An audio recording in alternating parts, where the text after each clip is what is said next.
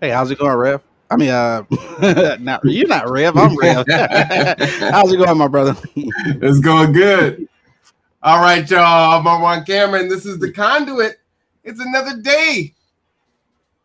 We are very blessed and highly favored. You can see it's 2x2 studies, and the Conduit is that day. How you doing, Rev? I am well. How are you, my brother? Oh man, blessed and highly favored. Coming off of fantastic Father's Day, so I'm still amped from that. Amen. Amen. So I'm super happy, and we're gonna talk about that today. So that's even better. Um, you know, usually, typically on Father's Day or birthday or Christmas, I usually get a tie. You hit a certain age where that's your gift. Ties or socks. So Yes. of course, I got to wear my new Father's Day tie, and I had to put on my new pin that came with it. I'm not wearing the jacket, so I don't have the pocket square, but Layla picked it out, and she's super excited about that. So it's coral. Like, all right, well, go ahead, fancy girl. Amen. Amen. You looking very dapper, sir. Well, it's too hot for me to have on a shirt and tie today. I like to be a no. little bit more casual anyway. I think of myself as an everyman's man, and I put on a suit and tie when I need to, and I used to dress in suit and ties all the time, but yeah, that's a lot of work, and it's hot. What's so interesting is, my dad. He was a minister, but he was also an educator, so he always dressed up. And then he was a principal, so he was typically always wearing a tie, and he would wear a tie 6 to 7 times a week, right? It would maybe on a Saturday he could get away with not wearing a tie. So I remember making money. None of my other brothers and sisters would want to iron his clothes. So it was $1 for a pair of pants and $1 for a shirt. And it's like, okay, I can put the ironing board in front and I can iron while I watch TV. It was like easy money, Yep. I'm doing the laundry and folding and ironing stuff that doesn't even need to be ironed. Like, now, I'm not paying you for that polo. Like, well, I'm trying to get all the dollars I can. So, but no one else wanted to do it. It's like, it's crazy. You could watch TV and iron at the same. You can make money. It's like, all right, y'all. So that was my thing. I loved ironing. Easy money. Yeah, kind of picked that up at an early age. But, he was strict. Like, you can't have double creases. You can't have me going out here looking crazy. So, but it's just kind of those skills. And when we talk about, Father's Day and whatnot, my dad was a single man who never married, right? So there was never a woman in the house. So, those traditional, kind of tasks and duties that we would say maybe something that a woman would do, we did all of it, right? So ironing, cooking, cleaning, the whole nine. And then there were so many of us, there was no such thing as, you did something once a week. If you had the living room drawer, you dusted and polished every day. The African statues, you vacuumed every day. And that's what it was. It's like, we're poor, but poor doesn't mean you have to be dirty. So you're still going to be clean. So that was the thing. And, that was just ingrained into me. So, and I'm thankful for it. Oh yeah, my mom called it shotgun cleaning. She still does. My mom, she was just here recently. She'll be back in a little bit. But she comes into town and the house is never clean enough for her. I don't care what it looks like. And she's 71 years old. And so every time she comes, I'm like, Mom, please just sit down and just, be, an old person, like relax, I got this, right? Look, she wants to cook every day and she gonna clean every day. She gonna do something every day. I don't care what it is, but that's how we was raised too. It was like, yeah, ain't no such thing as sitting around and the house is dirty. Like, what? No, you back. What? Yeah. No, that was not happening. Not gonna happen. And so yeah, those type of things were ingrained. And the ironing, our mom, she liked to iron her clothes, her jeans and pants and stuff flat, but there was some work clothes that she would have a crease in. But in Chicago, creases were kind of the thing, growing up. So I grew Mm-hmm. up like, ironing creases and everything. And it wasn't no like, I do not get these kids these days. I don't know if it's just like a Washington thing or what, but my kids, look, they would just grab something and put it on. I'm like, you ain't finna iron that? Like, you finna go out looking like that? And it's like, what? I don't need to iron. I'm like, for real, And so the other day, AJ, for on Saturday, we was gonna go out, and he realized he needed to iron a shirt because it was just like, yeah, that ain't gonna work. It's too And much. yeah, so I came downstairs and he's ironing, and I'm like, oh my goodness, are you actually ironing? And he was like, yeah, I finally figured out the iron. Oh man. Like, what's there to figure out? So, yeah, that was kind of funny, but yeah, it's a different age we live in, brother. It's a different age. Yeah, when I was a teenager, we ironed our clothes too. Boy, those things can stand up in the corner. You iron your t-shirt so it looked like it was brand new, just crisp and super white. In Chicago, did you guys wear jabots? Was that a thing when you guys? Oh yeah, Oh man, cross oh colors. yes, I had my yes, green jeans. I had purple jeans. yes. Oh man, it Oh was yeah, all. yeah. I had a pair of Guess. I don't know if you remember the Guess jeans, Mm-hmm. but I had some acid wash Guess, and I had I put a crease in that thing. So like I don't know what, I cannot figure out to this day what I did to those jeans, and but I put a crease in those things like so deep, like I don't care how many times they got washed, that crease was always there. Come out of the dryer and wash it. Well, we didn't have a dryer; we hung our clothes. But after the wash, the crease was always there, just permanent in the jeans. So I'm like, yeah, I could never figure out how I got that one done, but I did something to them, and that crease lasted forever. Hey, let me ask you this, Rev. Did you guys used to fold it under and then iron the bottoms of it so it was straight across the Oh yeah. bottom? Oh yeah. Oh Oh man, yeah. yeah, Oh yeah. Oh yeah. that Yeah. was Yeah. the Yeah. look. Yeah. Oh yeah. Definitely. Definitely. It wasn't that road. How they do it now, where you got the where you roll it up and the Mm-hmm. outside is showing. Yeah, you roll it under, new crease. Oh yeah. Oh yeah. Definitely. Yeah, those pants were stiff, boy. They looked like a pair of tough skins, and those were hard. I Yeah. hated tough skins because they had a permanent crease sideways. You know, Tough skins. so tough skins were kind of like construction worker jeans, right? They were cheap, Oh. and so if you got tough skins on, you would get clown, right? We were poor, so we would get back in the day. You used to be able to get your tennis shoes at Safeway, right? And so they would be there next to the bananas with the little plastic thing, in between them. Yep. So they call them Safeway sliders, or Thriftway used to be around either at your Safeway sliders or your Thriftway Thunderbolts. And boy, people know because you go to the grocery store with your parents, so they know, oh, you got them Safeway sliders on you. Yeah. Yeah. Yeah. You take that marker and put that extra mark on there and try to make those turn those Nikes from Psyches, Yeah. Yeah. Yeah. Yeah. Been there. turn Been with the there. case fist. Yeah, it was pay less for us. Was yeah, like you didn't want to go to school in no pair of just like generic shoes. Like you needed something, name brand.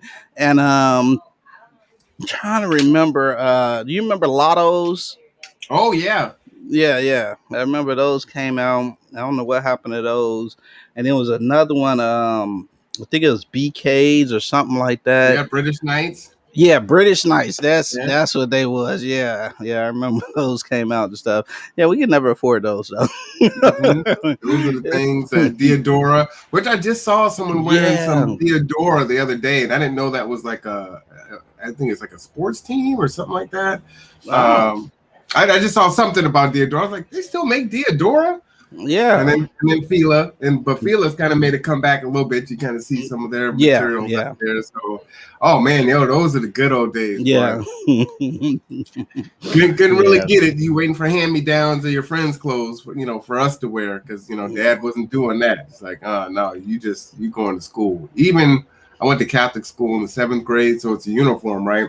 Even Yeah. our uniform was the bargain uniforms. Everyone else had on the really nice kind of, shirts, and they had the sweaters just looked a little different. They had their corduroys were a little fancier than ours, and I was like, wow, man, even when it's a uniform.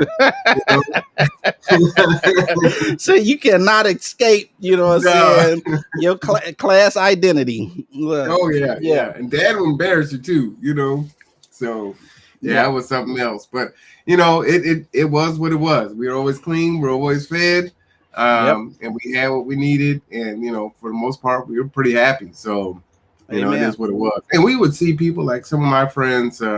I remember one of my girlfriends. She would wear the kids, and she had holes in the bottom of it, and they literally would stuff newspaper in there, right? Yep. And they just lived on the other block from us. So, it's like, hey, just because you think you got it some way, the grass isn't always greener.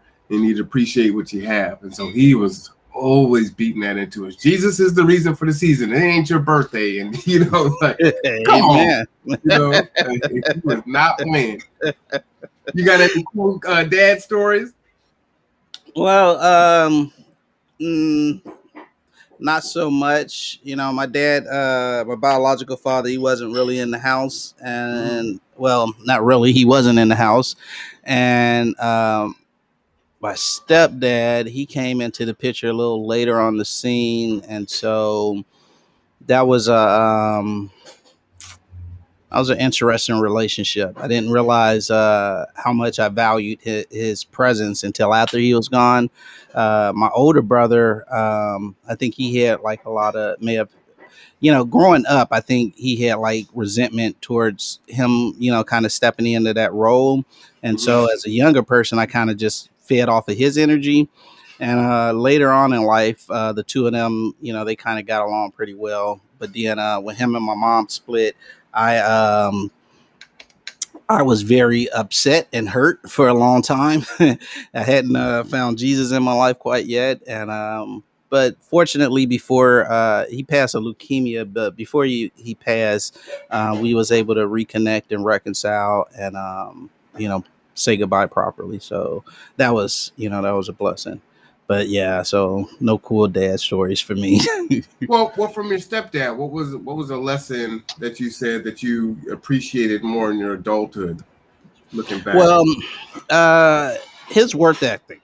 He had amazing work ethic, and I don't care what went on. Like Monday through Friday, he got up and he worked. And that was just it.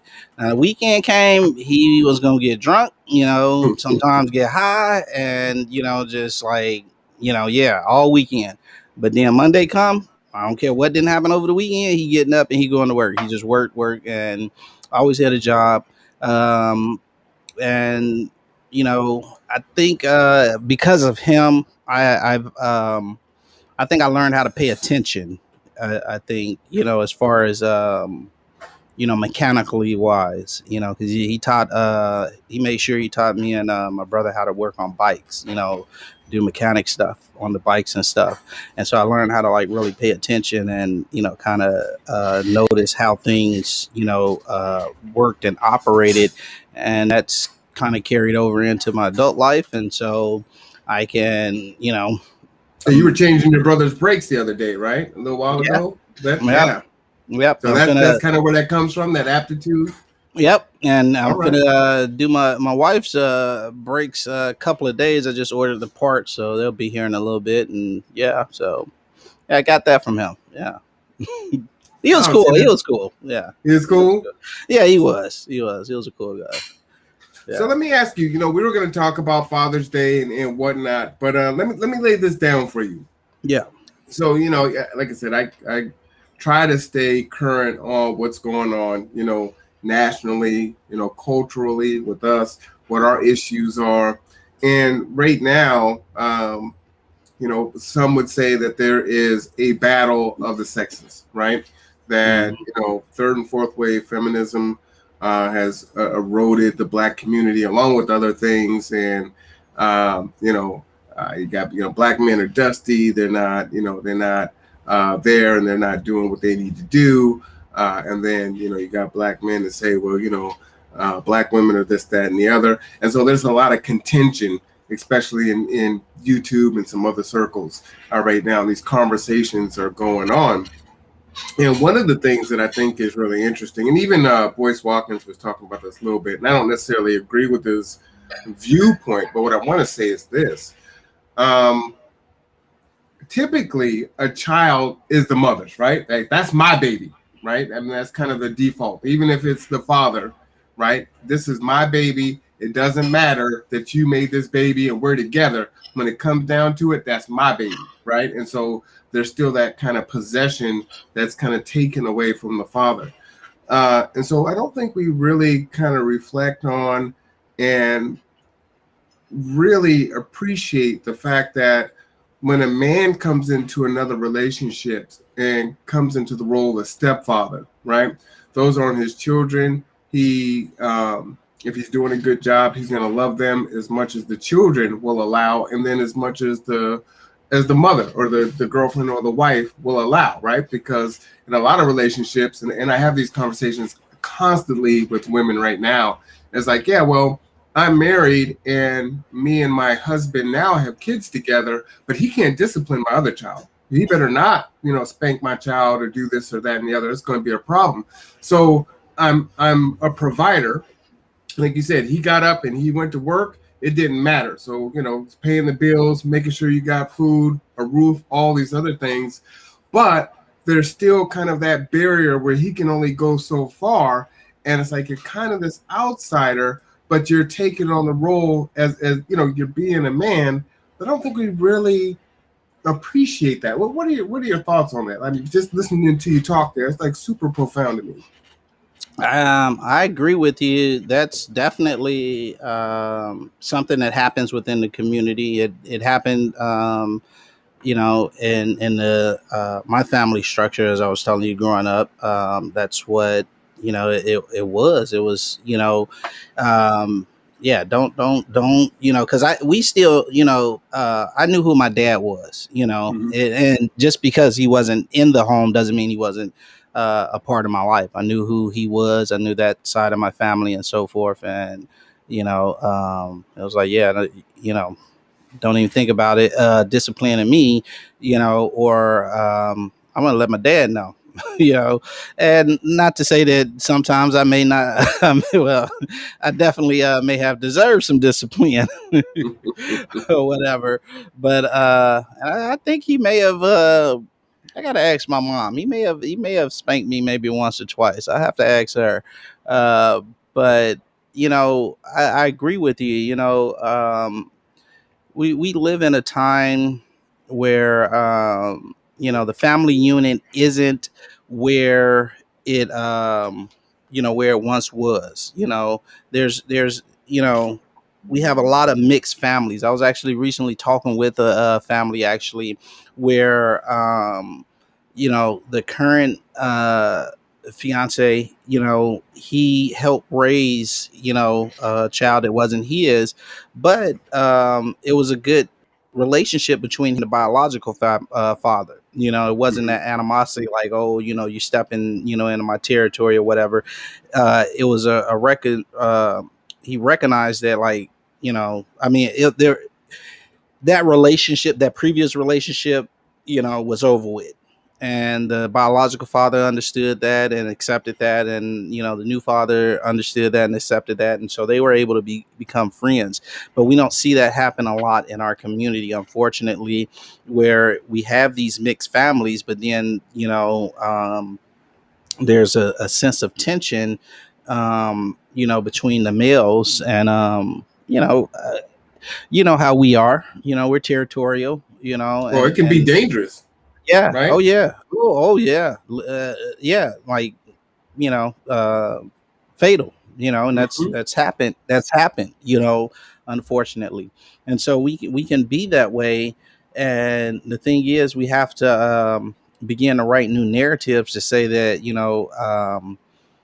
we don't have to feel threatened by uh, another man's presence in our child's life, because as long as we're doing what we should be doing as fathers. I don't, I've never been in that situation. I pray I never am.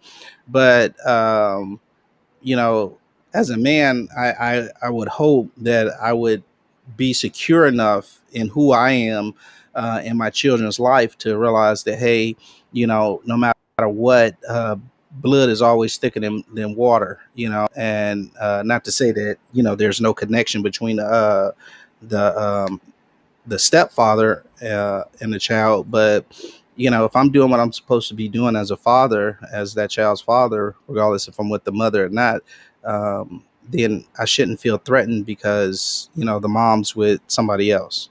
I just have to do what I'm required to do, and that should be enough, you know. And Yeah, I I think hear that's what what you're we have to saying. Now, I've do. been in that situation. I've been on both sides, so it's tough because when you are, I'll paint it from the first side.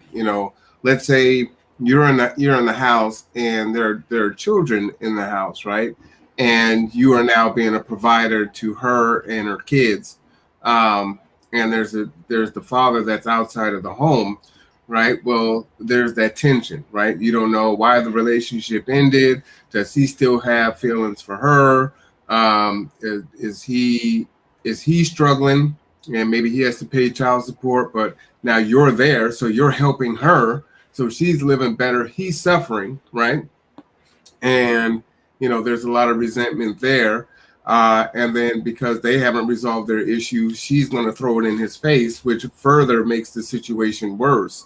And then if you got boys and they hit that teenage year, right, and they're now wanting to feel their oats, right? So even if Hmm. that was your birth father, you're going to test your birth father, but now you're going to test the stepdad. You ain't my dad. I do it up, and then now there's an issue, and then Yeah. the daughter do that too. So and then there's, I mean, you could deal with accusations. You could do, I mean, it could be really dangerous for a man to be, in a role of being a single, a stepfather or a step parent in a situation, right? And as kind of times have gone on, relationships have become so Polaroid, if you will, right? Instant and disposable. It's like, oh, you're with this person for 2 years, you move on, and she's got a whole bunch of uncles, that Yeah.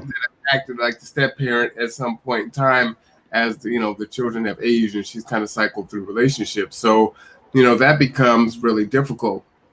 And then on the other side, it can be difficult. And I know I went through this with my oldest daughter.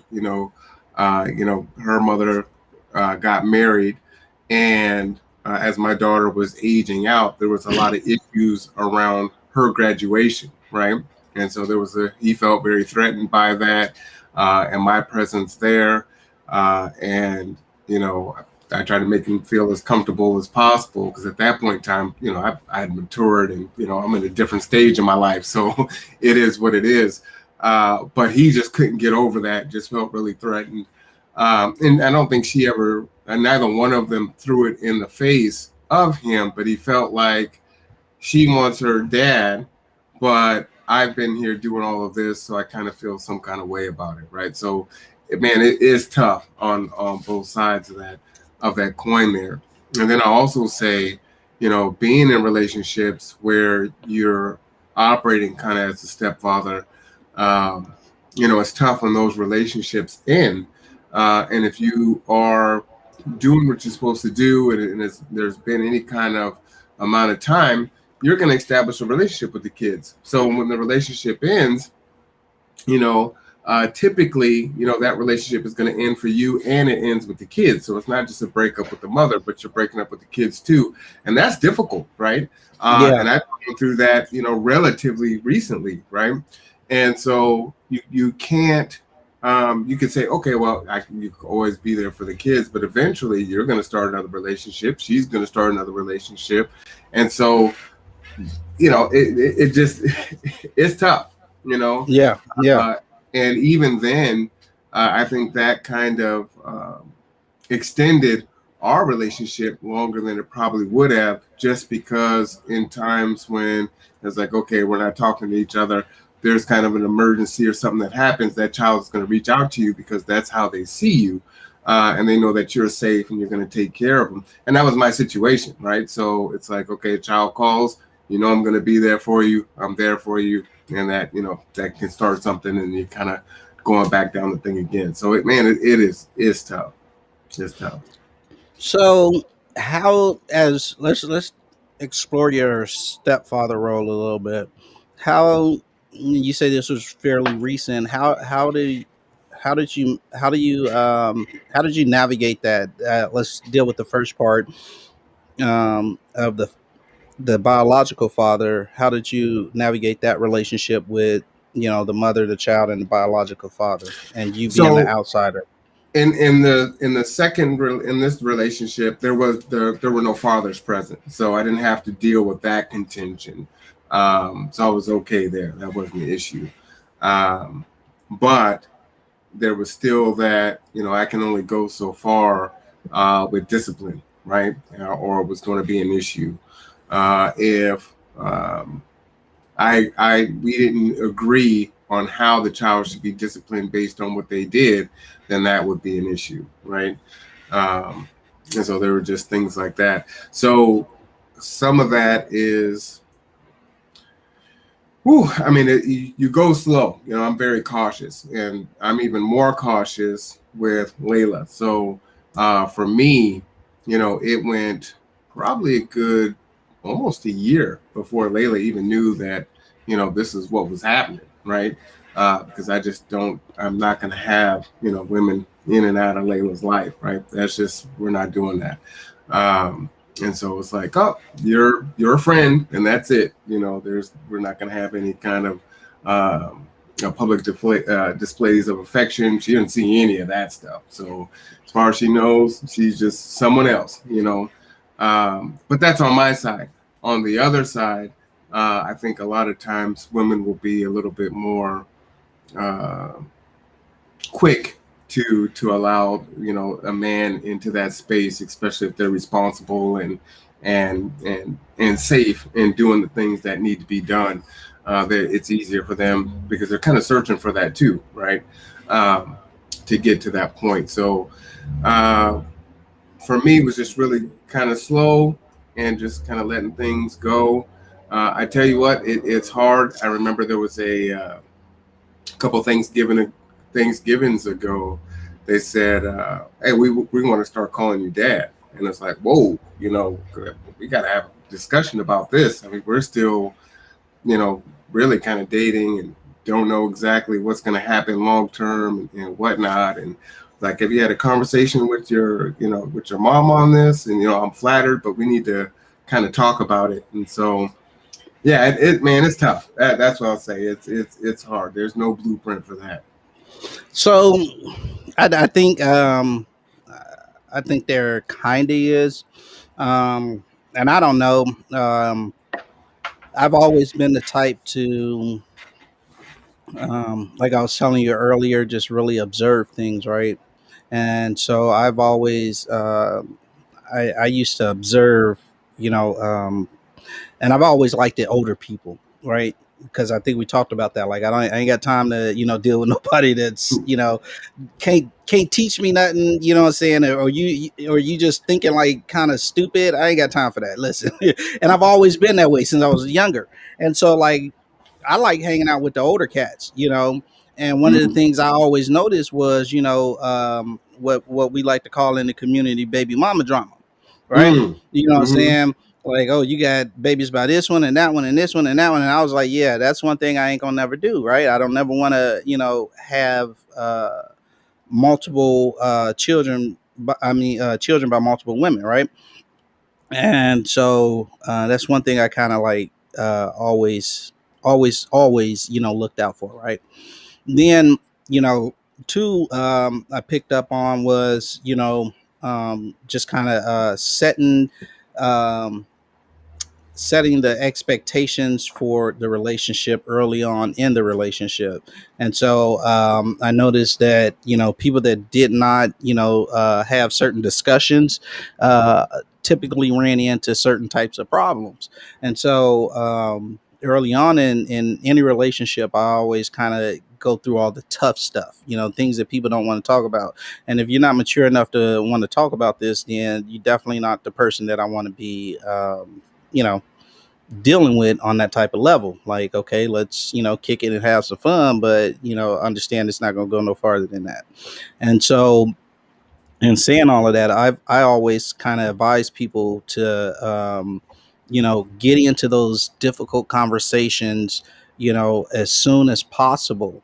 And a mature person to be willing to talk about these things and say like, hey, well, if you have children, let's discuss, how things are gonna, proceed, if this gets serious. You know what I'm saying? And start laying out uh those foundational things real early on, so that both people kind of go into it eyes wide open.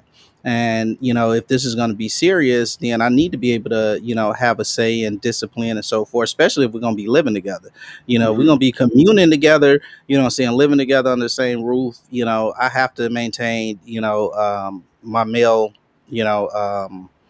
identity, and in every sense of the way. And that at times that's gonna mean that we're gonna have to we're gonna have to discuss discipline. We're gonna discuss a lot of different things, but all of that has to get laid out on the table. And then and I feel like, and I, Lord forbid, me and my wife ever split. I know that's, my children are older, but if they were still, even though they're still young, older, we're gonna have an exit conversation as well. Like, going forward. Oh yeah, oh yeah. Look, my wife know who I am. I don't play no games, especially when it comes to my kids. I don't You even have an play with exit her. interview. Oh yeah, oh yeah, oh yeah. We're gonna have an exit conversation. Listen, so going forward, when Mr. New Right, what I'm saying, the new Mr. Right come in, how are this is how things are gonna play out. Same thing as far as on my end. The new Mrs. Right. Like, how are things gonna play out?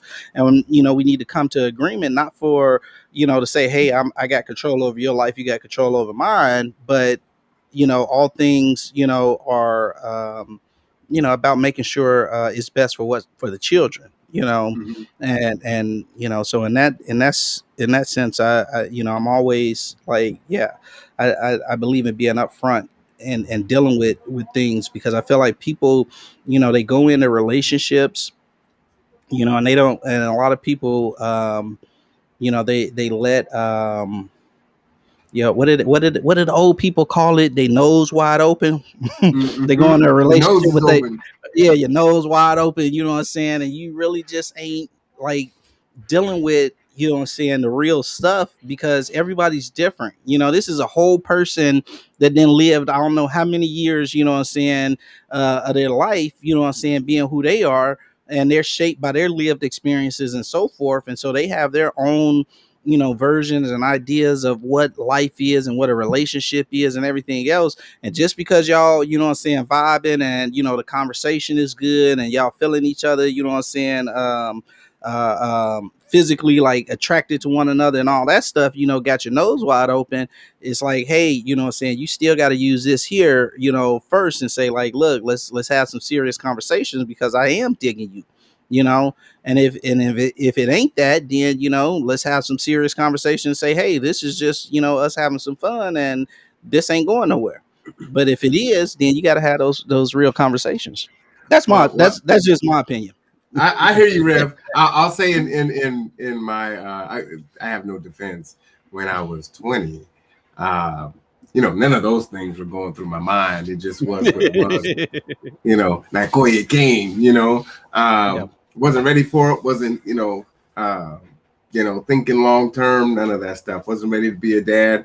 So for me, like, and there's a few people I've met that are like this. You kind of see it every now and then. But I had Nat Quay when I was 20, and so she's 28, right, 27 now, and then Layla's 9. So the next time I had a child, I was married and we were established, and everything else. So you learn from the first one. Hopefully, you learn from the first one, and so that was the experience. And my wife at the time, she hadn't had any kids, and it's like, I'm not going to be like, oh, well, I'm not having any children, even though there's Yeah. this big gap. So, um, And that's how I ended, my kind of story there. And I get what you're saying. I mean, I would say we had those conversations, probably not to the as purposeful as you suggested. As things get more serious, or it looks like it's going to be a little bit more than, just kind of having a good time. You start talking about it or fantasizing about, oh, what's it going to look like, and for me, a lot of that was, is this serious enough for me to integrate Layla in, start to introduce her to this person, and to the kids, because there's impact all the way around there. So interesting. Layla and I were talking about the kids yesterday, right? And so, like, I always care about those kids, and so it is what it is, and it you can try to prepare, but then when you're in it, it's a whole different thing. You know what I'm saying? So it's like people are like, "Oh man, if this happened, I would do this and that," and then you get there and they're frozen like a deer in the headlights. So it sounds all good, I'm it's all I'm good a, till the rabbit got the gun. I'm gonna tell you, and like I say, I developed this type of thinking at a very young age. And I'm when I say young, I'm talking like, 10, 12, 13 years old. I developed Mm-hmm. this type of thinking. And, part of my testimony, so I don't have any shame in telling it, was before I found the Lord, I struggled with, you know, women. I was constantly, unfaithful. Even before me and my wife got married, and then after we got married, I had some Really? bouts with, yeah, oh yeah, oh yeah, and I messed around with women and a lot or whatever. But one thing I always told them, front up, like straight up, like right in the door. Look, I got a woman, and when I got married, I got a wife, and this ain't nothing but us having some fun. Like, Mm. it ain't going nowhere. I ain't leaving my wife. I don't care what you think. You know what I'm saying? Don't get it in your mind that, this gonna be anything more, that you can take me from her or anything else. That is not gonna happen. Now if and so they're entering into it, awares, like it's just what it is. And my thing in saying all of this is, you're older now, and you kind of understand the importance of these things. My thing is, as kind of that older generation, these are the type of things that we need to teach the young men, you know to have these serious conversations, not about, the infidelity. Mm-hmm. Don't do that. That's never a good idea. Trust me. That caused the most like headache in my life ever. Don't do that. Wait a minute, but But if you're straight up about it, then that's not infidelity. no, I wasn't straight up with it about my wife to my wife. Oh, now that's a whole different thing. Yeah, that's a whole different. To the other ones, you were straight up. Yeah, yeah. To her, it was like, look, what I'm doing when I walk out this door ain't none of your business. Now I'm straight up to it about that. Um, but my point in all of this is trying to, teach because, our younger generation, they're going to be dads, and we want to create stable homes where the fathers, are, they're with their, they're part of their family lives. And I think what creates for, a lasting relationship, what I'm saying, is understanding, you know where each person stands at, so that you can enter into a relationship knowing, what I'm saying, completely just how compatible are we. What I'm saying? When it gets down to like some serious stuff that, like, okay, this is a deal breaker for me type stuff. You know what I'm saying? But if you deal with those deal breakers up front, then you know where, like, okay, do I really want to pursue this? You said something very interesting, where you said, when, you had your first child when you was in your 20s, and, then when you got remarried, she was 27, you said? Well, no, I What? only got married once. Yeah. But yeah. Oh, well, when you got married, Oh she no, my was daughter's 27 now. okay, but she was older, right? Yeah. Oh and yeah, yeah. and your wife at the time hadn't had children, and you was Right. like, and what you said, you were like, I wasn't gonna not have children, and which lead me to think that your thinking was kind of like, okay, well, she doesn't have children, so I'm going to give her a child, because we're married, Mhm. and so, and I'm not saying that there's anything wrong with that, but that's a choice you made based off of the fact that your wife didn't have a child, not based off of, well, I just want another child. Oh no. I let me give you a complete thought. So Okay. for me, when I know you've got like a bunch of my podcasts in the queue, but I did a podcast talking about who am I, Okay. and I talked about going from born into homelessness with my birth mother who was 16, Hmm. and not living at home, and then going into foster care, adoption, back into foster care. So one of the things that's always been a void in my life is having that nuclear family. That's the thing that I've always sought after, right? Even in my with my Okay. dad, he was a single father that never married. So I hadn't seen it, you know, um, internally, right? I mean, you interact with people that are married, the elders and things like that, but you're not in the day to day, so you don't know what married life looks like. So for me, I always wanted to have that family because I felt like I didn't have that. You know what I mean? So it's like I want the wife, I want the child. So I wanted kids with my wife, and that's what I wanted, right? I wanted the house and the fence and the dog and the quintessential American dream. So I don't want to make it sound like oh, it was just she wanted a kid, so I was just okay, you get to have a kid, because Okay. it's your first Okay. one. I get you. And I enter into things that same way because, like I said, my biological father wasn't there, Mm-hmm. and my stepdad, he came into the scene when I was 10, almost 11, and so he was there for about 16 years, and then him and my mom split, and that was something that I knew as a child that when I had a family, it was going to be with one woman. Told you about the baby mama drama, and Mm-hmm. that I wanted to always be there, a part of my children's life. That's why, like I said, when I was young and dumb and messing around and being unfaithful, I would tell women like, no, this isn't nothing. But I understand. But back to what I was saying, I think it's important that we find a way to kind of reach out to that next generation and get them to start thinking beyond that moment. Because those 15 minutes can turn you into 50 years. You know what I'm saying? Because your kids ain't never grown and gone. As long as you got kids, they gonna be kids. Like I was Right. telling you, my mom's 71 years old, and like, hey, mom, and I got my own family and stuff, and I still lean on my mom because that's my mom. Um, but we want to prepare the youth to think long term, and we know we live in this microwave society where everything is quick and instant gratification and instant, just like you know let me have my pleasure now, and just whatever.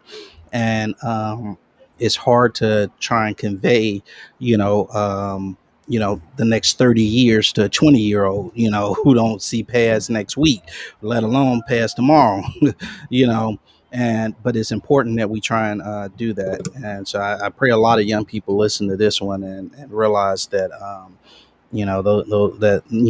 that 15 minutes, half hour or whatever, um, you know is it can end up turning into saying a lifelong commitment, because you know it ain't just until they're 18. That's not a dad, that's not a mom. If you just counting down to 18, you didn't missed it all. It's a lifelong commitment you make when you bring life into the world. So Right, and it can alter your life, your goals and your dreams. You may have to discard all of that, yeah. and it can definitely it's definitely going to be life changing. Well, let's sit here with it. We wanted to kind of reflect on Father's Day and talk about fatherhood, and we're kind of talking about the prevention of it. And you've been married for how long now? Man, that's a trick question, bro. So She's not I've listening. been You're not gonna get in trouble oh for I'm gonna not get I'm remembering. I'm always get in trouble. uh, I've been with my wife since we were kids, since 1998, and I would have to go and find our wedding our wedding license to tell you when we got married. 1998. Good Lord. No, no, Can't no, even. no, no, no, no, no. 95. I'm sorry. No, we've been together since 95, right? That's 95. Yeah. just add tacking on more time. Like, good Lord. Yeah, man, it's been beautiful though. It's been beautiful. I love this woman more every day, and and I know that ain't nothing but God, because we done been through some stuff, bro. But man, I'm gonna tell you right now, I wouldn't trade up for nobody. Beyonce, J Lo, whoever the hot one is out there. Uh, Well, see, Amen, this is Minister this is Flood. why black people are on a monolith because you got to speak for yourself on that. J Lo, Beyonce, come holler at your boy. I'm just saying, but Oh, you she know, always threatening to trade me in for a newer model. but shout out to Rob and Stephanie. They just celebrated their 28th anniversary last year. Amen. Um, Amen. and that, to me, that's just mind blowing, right? And Beautiful, beautiful. let me lay. I'm gonna say a few things, right? So one, for me, I've always, you kind of deal with your issues, right, and what your traumas are, and trying to understand who you are as a person, right? So, I would say, I definitely, deal with abandonment issues, basically from birth, right? You're born, your grandparents don't want you, you're out in the street, your mom gives you up for adoption, she doesn't want you, you go into foster care, and then someone comes and adopts you. So you're at 5. You're like, well, do y'all not want me anymore, right? And then you're adopted. You're in an adopted home for 10 years. Things don't work out. So you're like, well, what changed? Because I was the first, right? I was the alpha, and then he adopted 17 more. So when more were coming, it was like, wait a minute, what part of the game is this? I'm the only child. What's the other kids coming here? And then you go back into foster care, and you just cycle through relationship after relationship. You end up married. I got married in 06, and I think I was divorced in like 2020, I don't know, 2015, 2016, somewhere like that, right? And so all through my life, I've dealt with that, right? So I kind of look at it like, at some point, people are going to disappoint you. They're going to leave you. Nothing is really permanent. And so, relationships, you kind of stay guarded. You can do some self-sabotaging, or just not allow people to get close. So it's just kind of one of those things that I'm always battling, right? But understanding that about myself. I was just saying on the podcast the other day, one of the issues that I had when I was married was we weren't in the age of selfies. So anytime we took pictures or things like that, I'm the one behind the camera. So I'm not in any of the pictures. But for me, it was so important to have that unit. But then when I look back at the memories, I'm not there, so that was kind of an issue for me. She never knew that.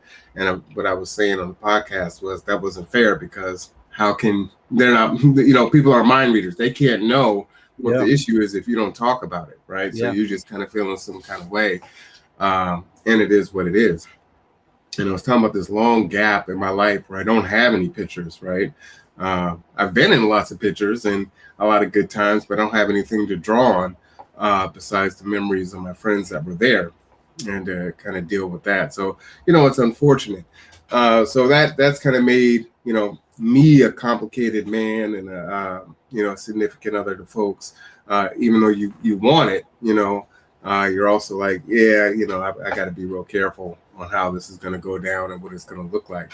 But, all that being said, and then talking about who you were in your 20s, we always talk about being solution oriented. And 30s. And 30s. All right.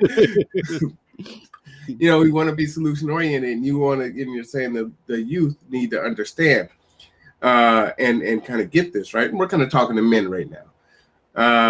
But let me tell you, Rev, right? You and I were very much the same in the 20s, right? I wasn't married, but I was doing my thing. And now you're talking about a microwave society.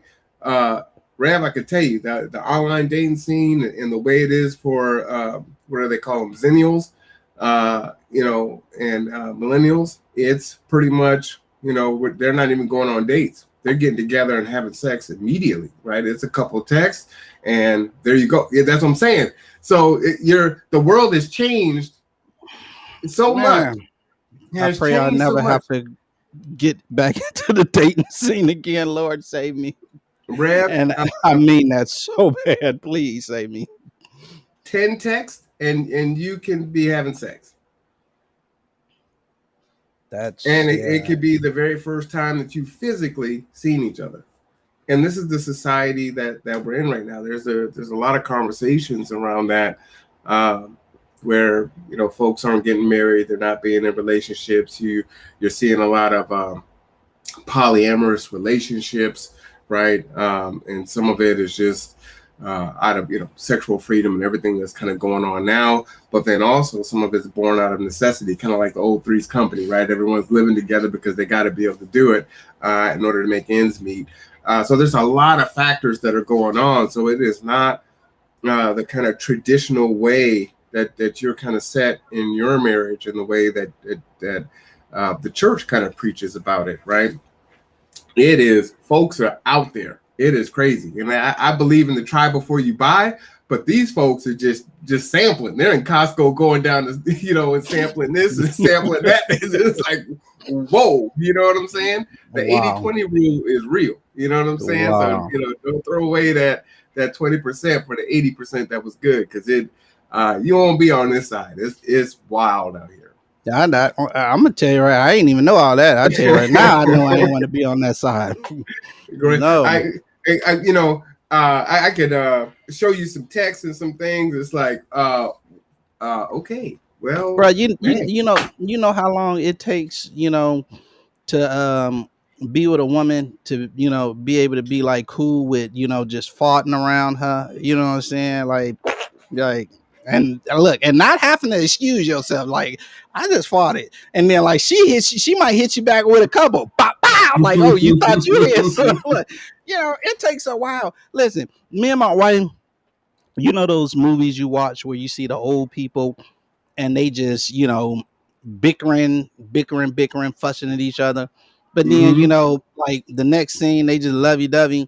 Like, we at that point, like, we can talk mess about each other. You know what I'm saying? Like, I could talk mess about her. She talk mess about me. But you know what? It's all in fun. We go to up to bed and it's, I love you, baby. Love you too. Look, you get on my nerves. Yeah, you get on mine too. Look, but we love each other, so we can, and we don't act like this in public, but you know what I'm saying? We don't have arguments, you know what I'm saying? We communicate, you know what I'm saying? Like, it took a long time to get there. Like, I ain't trying to do that all over again. No, it took me a long time to get this to this point with this woman. I love it. Like, look, I tell her what's on my mind. Like, look, you didn't did this next Y and the whatever, and it kind of made me feel some kind of way. And then that's done. It's over with. Look, come on. All right, you got on my nerves. All right, look, and you know what I'm saying. But there's love there, and that's what I try and tell my teach my kids. I'm like, listen, when you love somebody and they love you, you know what I'm saying? I don't care what type of relationship it is, you should be able to tell them, like, if they did something to offend you or hurt you or whatever. And if they really love you, then they're gonna, like, say, hey, you know what I'm saying, I respect how you feel, I respect your feelings, and I'm gonna do, whatever it takes to not, cause that again, right? So if my wife come to me and say, hey, it really, what I'm saying, makes me feel, what I'm saying, unloved when, what I'm saying, you roll over and snatch all the cover off of me at night. Guess what? All right. I'm gonna buy my own blanket and I'm gonna give you your own blanket. And then that way I ain't pulling no cover off of you, but we can still lay next to each other. You know what I'm saying? I'm gonna figure out a solution, right? And I don't take the cover, she take the cover, but I got my own blanket. You know what I'm saying? So it's stuff like that, man, and that comes out of time. You know what I'm saying? But it comes because, like I said, I've always believed in having those difficult conversations up front, so I knew what I was getting into, and she knew what she was getting into. You know what I'm saying? And we'll tell each other in a minute. Like, you knew that when you decided to, you know what I'm saying, you wanted to be with me. You knew that when you married me. Man, how long we been married? Oh, okay. We've been married 19 years. Well, you Wait, no, definitely been married a 17. long time. 17 years. 17 years. Okay, You we've been can married tell when 17 someone years. answers a question with a question, you know you've been together for a minute. Yeah, yeah, yeah. So, but I love, what I'm saying, my marriage. I love my wife, what I'm saying. I love my life, like, and that's all because of God. And I'm gonna tell you right now, like, I hit those spots where I didn't think it was going, what I'm saying, last, and where I was ready to give up. But God, I'll put it that way, but God. And because he kept us through it, we came out even stronger. And it man, we in them golden years now, baby. We having fun. So We let's having sit there for a fun. minute. Let's talk about that because conflict resolution is a skill that a lot of us don't have. Right, we're so ready to give up. Yeah. Shout out to Reverend Jeff Flood. He says lifelong learning is viable, and he also says, "Bro, Mike, you better say the right married number."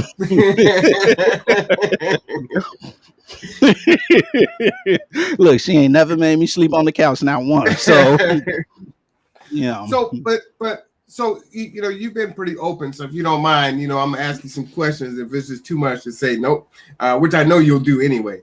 But you said in the beginning, you guys were very straight up, and that's how you have been, and that's how she has been. So one, I kind of see that as an advantage right off the gate, right? So you're saying, hey, this is who I am with all my flaws. Either accept it or we'll just kick it until something else happens, right?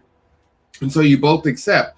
But you said that there was a lot of infidelity through your 20s and 30s. Did you tell her that's who you were at the beginning? And then secondarily, how did you navigate that? I mean, for you, you're the one that did it. So she's got to make a decision to stay. So can you kind of speak to that? Because that's a big one. I'll hear folks say, um, what a deal breaker is, right? Usually yeah, it's infidelity, money are kind of the two biggest things. It could be addiction. There's a lot of different things that can end a relationship or a marriage. And again, you don't know until you're in it. And I never advise someone, oh, you should leave that person, even if they've done something like infidelity, because for me, I kind of look at it like this, marriage or relationships, one, if they're going to have longevity, it may just be a season, right? So it was just a really hard winter this winter. It's the same thing with relationships. So this person had an issue with infidelity. Not that you're excusing it or you're saying that it's okay, but does that mistake or does that decision mean that you throw away the entire marriage, or do you try to work through it? If that person has an addiction, do you try to help that person work through that addiction? Or do you just immediately walk away from that? And I know that there's some mitigating circumstances. If you're in danger, if there's physical abuse, if the mental mhm, abuse is just too much, then you got to do yeah, what's best for you and the kids. definitely, But definitely. I'm very careful not to tell people what they should do. And so some folks are like, girl, if he cheats on you, you need to go. And it's like, Mhm. if she had took that advice, you guys wouldn't be here happy. You know what I mean? Can you speak to those things? I know I said a lot. Oh, no, no, no. And first off, I totally agree with you. I never counsel for divorce or splitting unless, like you said, those mitigating circumstances where conditions are just unsafe. You know. So yeah. So first off, you said a very interesting thing, where you like, they just like, oh, girl, no, this and that. Look, that was one of the things I laid down in the beginning. Listen, what I'm saying, what's going on between me and you is between me and you. You know what I'm saying? Ain't nobody else got no input in this because ain't nobody else, what I'm saying, in this but me and you. You know what I'm Mhm. saying? So, you want to go, run into your whoever, for counsel or whatever, you find yourself, out there searching again, and that's on you. And same for me. It's I'm not going and, you know, talking to whoever about my relationship, what I'm saying, because ultimately, what I'm saying, they can't fix what's between me and them. They only getting my side of it. You know what I'm saying? And so of course, whatever I say out my mouth gonna sound like, yeah, what I'm saying, you right, you know so why would I go and talk to whoever about what's going on with me in my relationship? And same thing for her. That's a no. You know what I'm saying? Like, they gonna be one sided. You know what I'm saying? So let's keep everybody else up out of our relationship. You know, Hmm. I don't play those games. And if that's the type of person you is, then again, you need to find somebody else because I ain't the guy for you. You know, so those are the type of things. Like I say, I talk about some real stuff up front, like because I know how well, I knew how women were. I don't know how they are no more with this You 10 got no Texas thing. idea, Rev. Like, yeah, no You ain't got idea no no more. idea. No, no, not no more. You ain't ready But for this. yeah, not at all. Um, so we talked about those type of things. So that was never an issue. As far as the infidelity, I've always grew up with a healthy respect of women. As a child, I got something in my throat. Excuse me one second. Oh, no worries. As you know, you are watching the Conduit with Marwan Cameron and Reverend Ellington, 2x2 Studies. We do this every week. Have great conversations. So please support, subscribe, like, and share. And if there's something that you want us to talk about or you want to weigh in, please do so because it just enriches the conversation. Amen. So as I was saying, as a child, I watched my mom go through several abusive relationships, physically abusive relationships, and so I've always had a real healthy respect of women because I love my mom. And I'm like, nah, that ain't cool, you know. But I was young and very small and frail, and wasn't much I could do about it or whatever. But I knew growing up, like I said, there was certain things I decided in my life at a very young age as far as relationships go, and that was another one. Like, I'm always respect whoever I'm with. And Mm-hmm. so as far as my well, she was my fiance and then my wife. And I'm just going to refer for the whole time. I'll just say wife. All right. Even though, you know, but I've always respected her. So it was like, I'm not, being disrespectful in my behavior, where it's like I'm flaunting it and, saying people approaching her and this and that or whatever. I was never that reckless. And like I said, when I was in those times that I did, have extramarital relationships, I was very upfront. Like, hey, I'm in a relationship, I'm married. This is just what it is, for that time being. And it was never like relationship type, what I'm saying, infidelity, where like I'm in this, like having an affair. Like Mm-hmm. that was, no.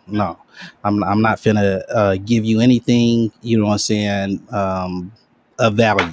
Look, I ain't finna give you $1 and I ain't finna give you my time, So it's now. purely a physical thing. Exactly. So what you're saying is that men can cheat or have sex with multiple people because there isn't. It's just a physical act. It's not the emotion. You still love your wife, but that isn't typically the situation with women. They usually have their emotions in it. You know what that is. I'll say that's the common narrative. I can't speak for other men. I don't know if other men get emotionally attached or whatever or anything like that. So I don't never want to stereotype anybody and say, hey, this is true for all men, or this is Oh, true for all we never women. mean Yeah. all in none of our Yeah, conversations. yeah, yeah, yeah. I say Oh, that like every other podcast, right? It's like, hey, yeah, we're yeah. intellectually honest here. When we say something, we're not painting with a brush. That's Yeah, yeah, yeah, every single person. This is how it is always. yeah. Just in I general. I think it could be true, for the most part, but again, I'm just going to speak from my personal experience. Well, it's fair, if that's fair with you. Okay. Yeah. So let me So ask you this, Rev. So if that is the case, because I think this would be helpful for the youth, right? What mhm. was it back in your 20s and 30s? If it wasn't love, if it wasn't, I need to have this relationship, but it was conquest or something that was physical, what was that? Why wasn't that enough, right? Why did you feel like you needed that? Okay, And what because changed?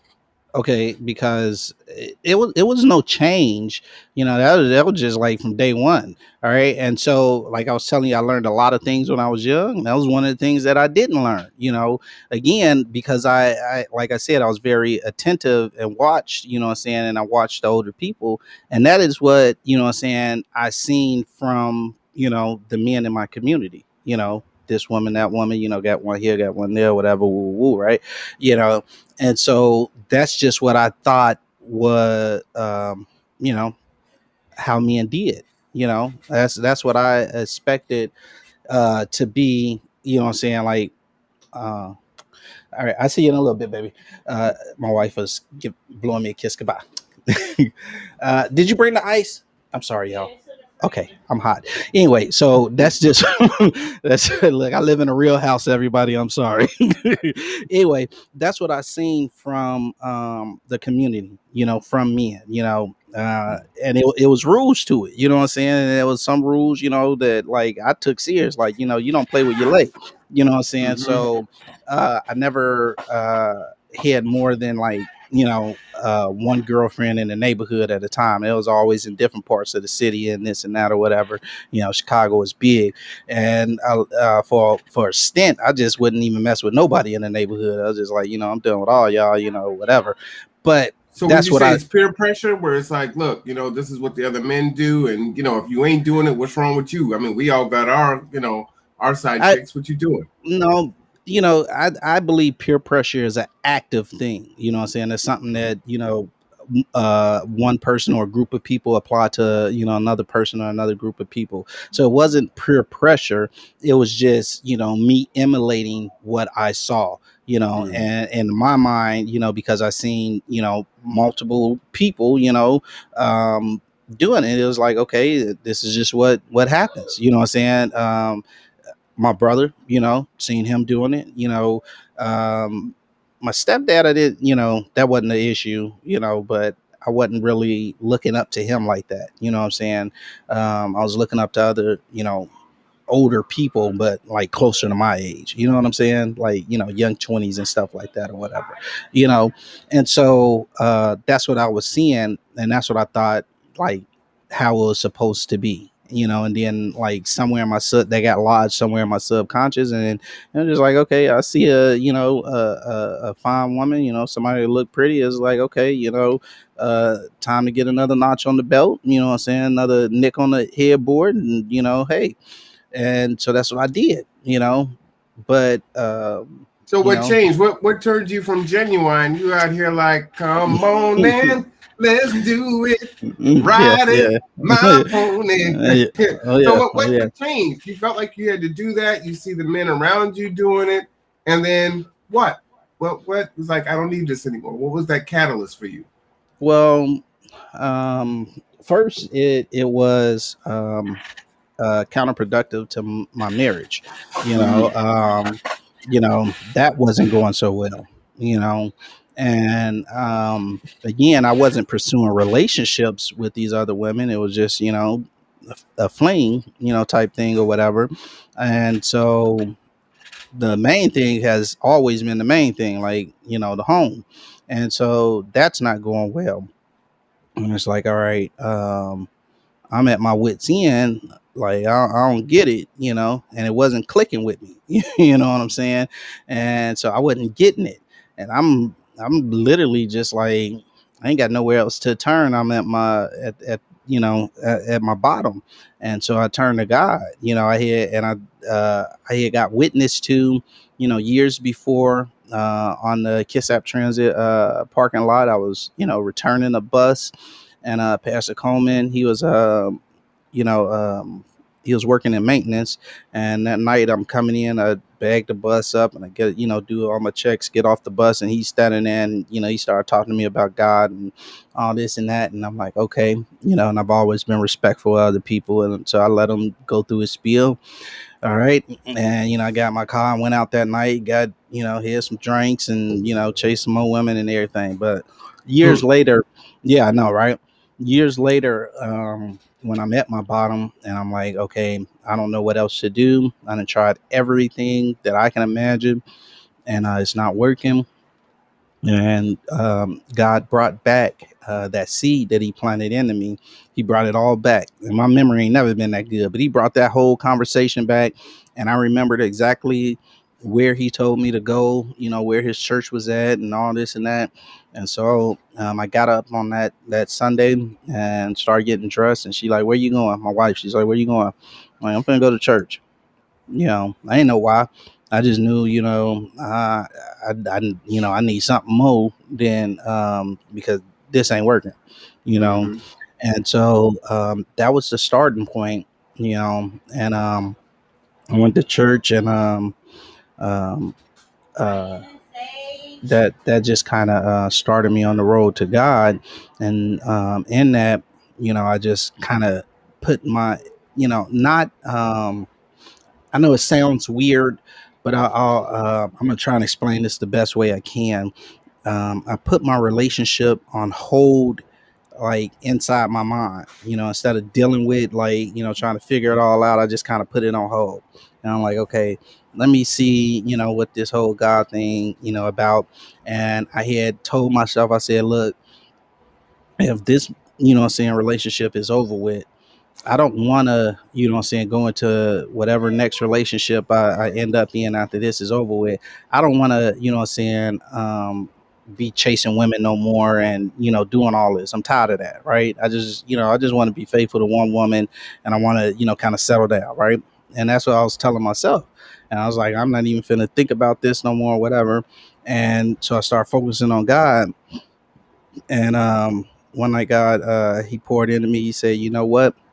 You keep on, pointing the finger at her. And at this point, I had started praying and stuff. And he was like, you keep praying to me, asking me to change her and fix her. And like, how about you get up, go walk and look in the mirror and see what you need to fix about you first. And so Mm-hmm. God told me to start focusing on me. He said, look at yourself first. Why you trying to ask me to change somebody else? What's wrong with you? And that's where I kind of got that from. I'm like, oh man, dang, okay, God, you know what I'm saying? And so I really start focusing on me, and I'm like, you know what? I'm a really crappy person. You know what I'm saying? Like, because this woman, she done been there through it all. Like I said, we done been through a lot, a lot, a lot. You have no idea. And So so did then she I'm catch you? Did you come clean? Like, I mean, when you say you were at uh, bottom, like, what? Why were you at the bottom? Well, she had caught me once. I ain't gonna say she caught me. Somebody told, but anyway, that's another story. Oh, snitches. Yeah, somebody was snitching. But Mm-hmm. anyway, Hater. yeah, that happened, and kind of went through that. But we were still, trying to, it was like, look, uh, still trying to, make us work. You know what I'm Mm-hmm. saying? And so in that, that's when I was still, like I said, I was still, talking with God, like, yeah, she got a problem, she need to fix this and that. And he like, yeah, well, what about you? What's your problems? You know what I'm saying? And it leads back to that old parable of, you're trying to pluck the splinter out of your partner's eye while you got a plank in your eye. You know what I'm Mm-hmm. saying? He was like, look at the, you got a, he was like, you got like 12 planks in your eye. You keep talking to me about they spec, like, go figure it out.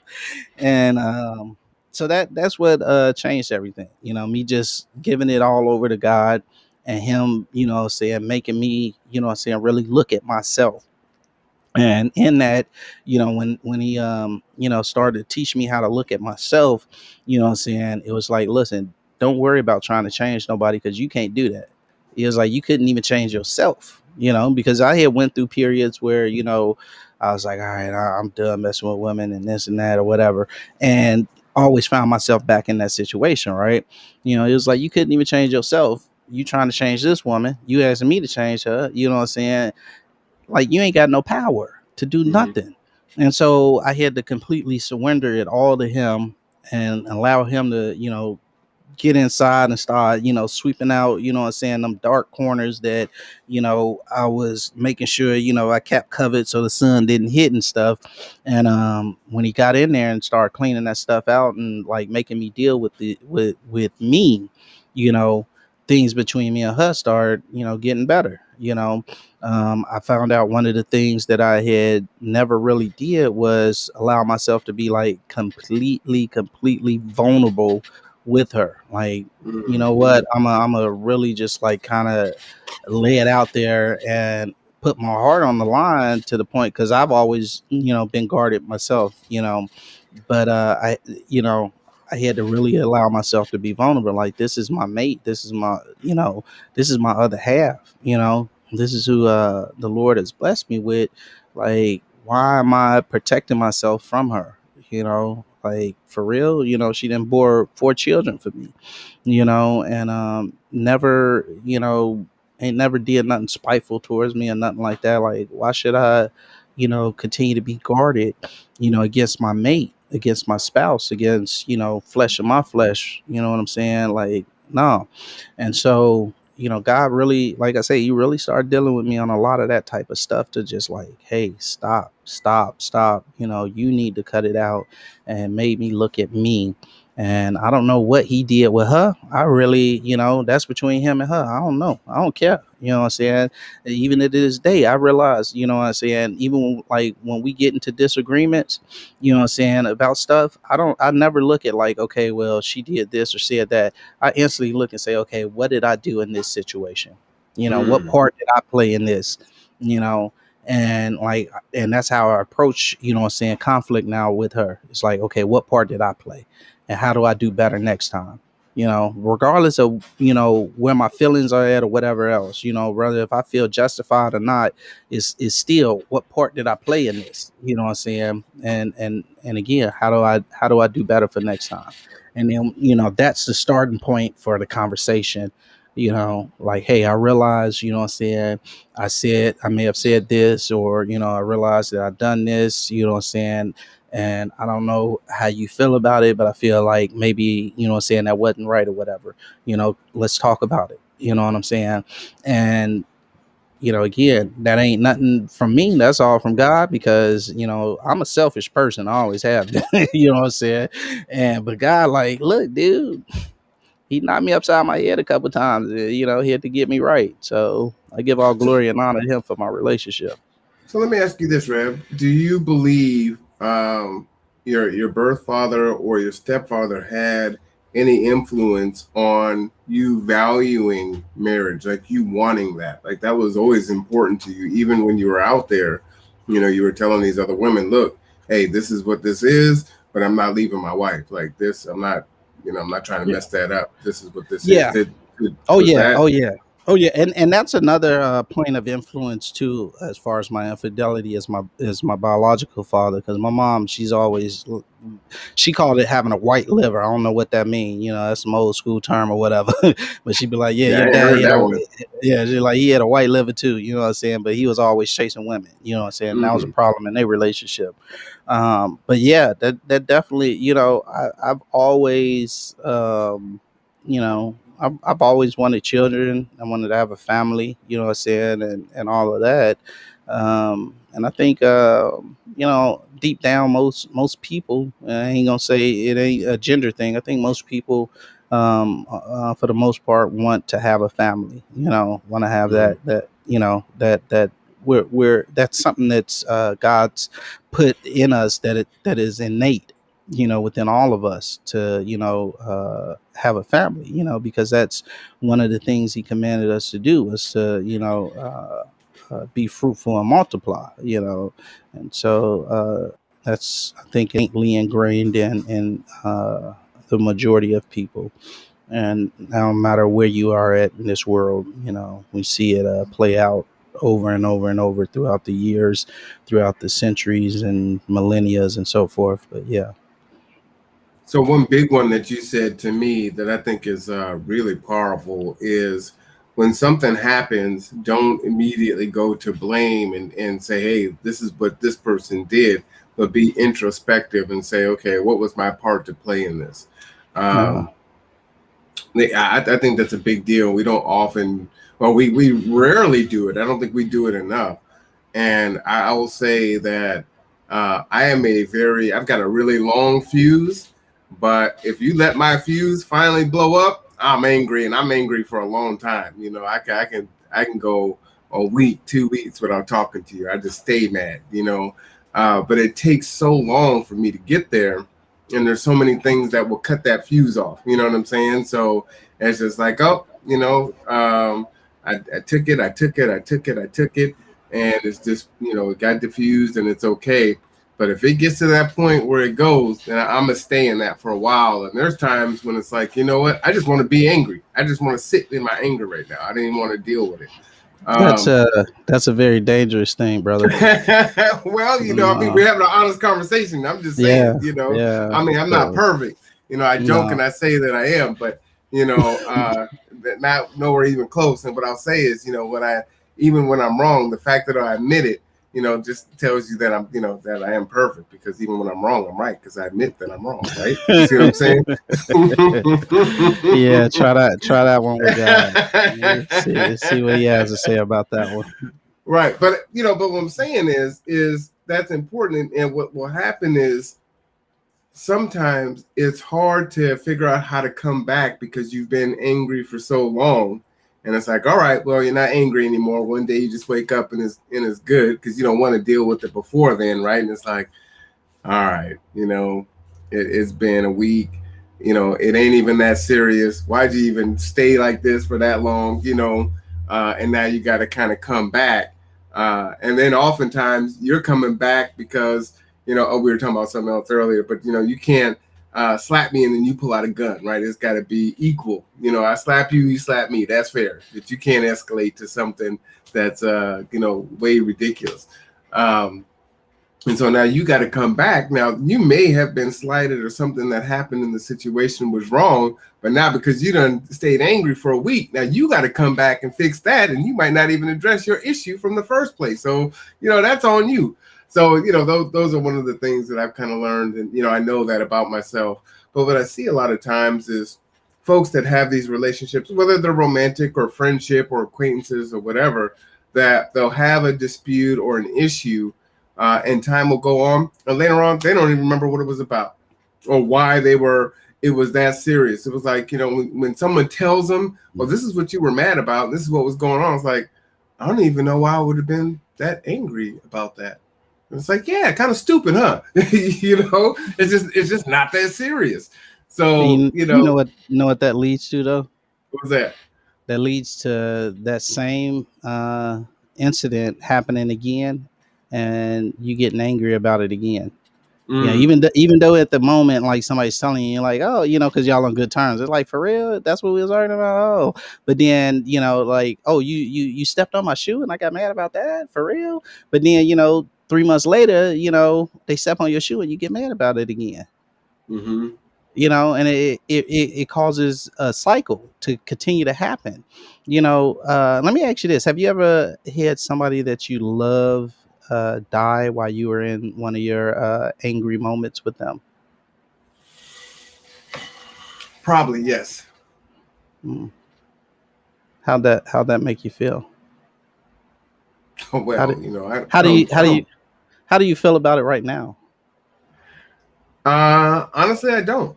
And that's the fairest way that I can say it. So, you know, right now, a lot of close people in my life, men in my life, are dealing with their parents aging and are going to have to deal with losing their parents, and they haven't done that. I've gone through it, you know, 3 years ago, and then you know, I lost, you know, the person who I felt was my mom also, so kind of back to back to back.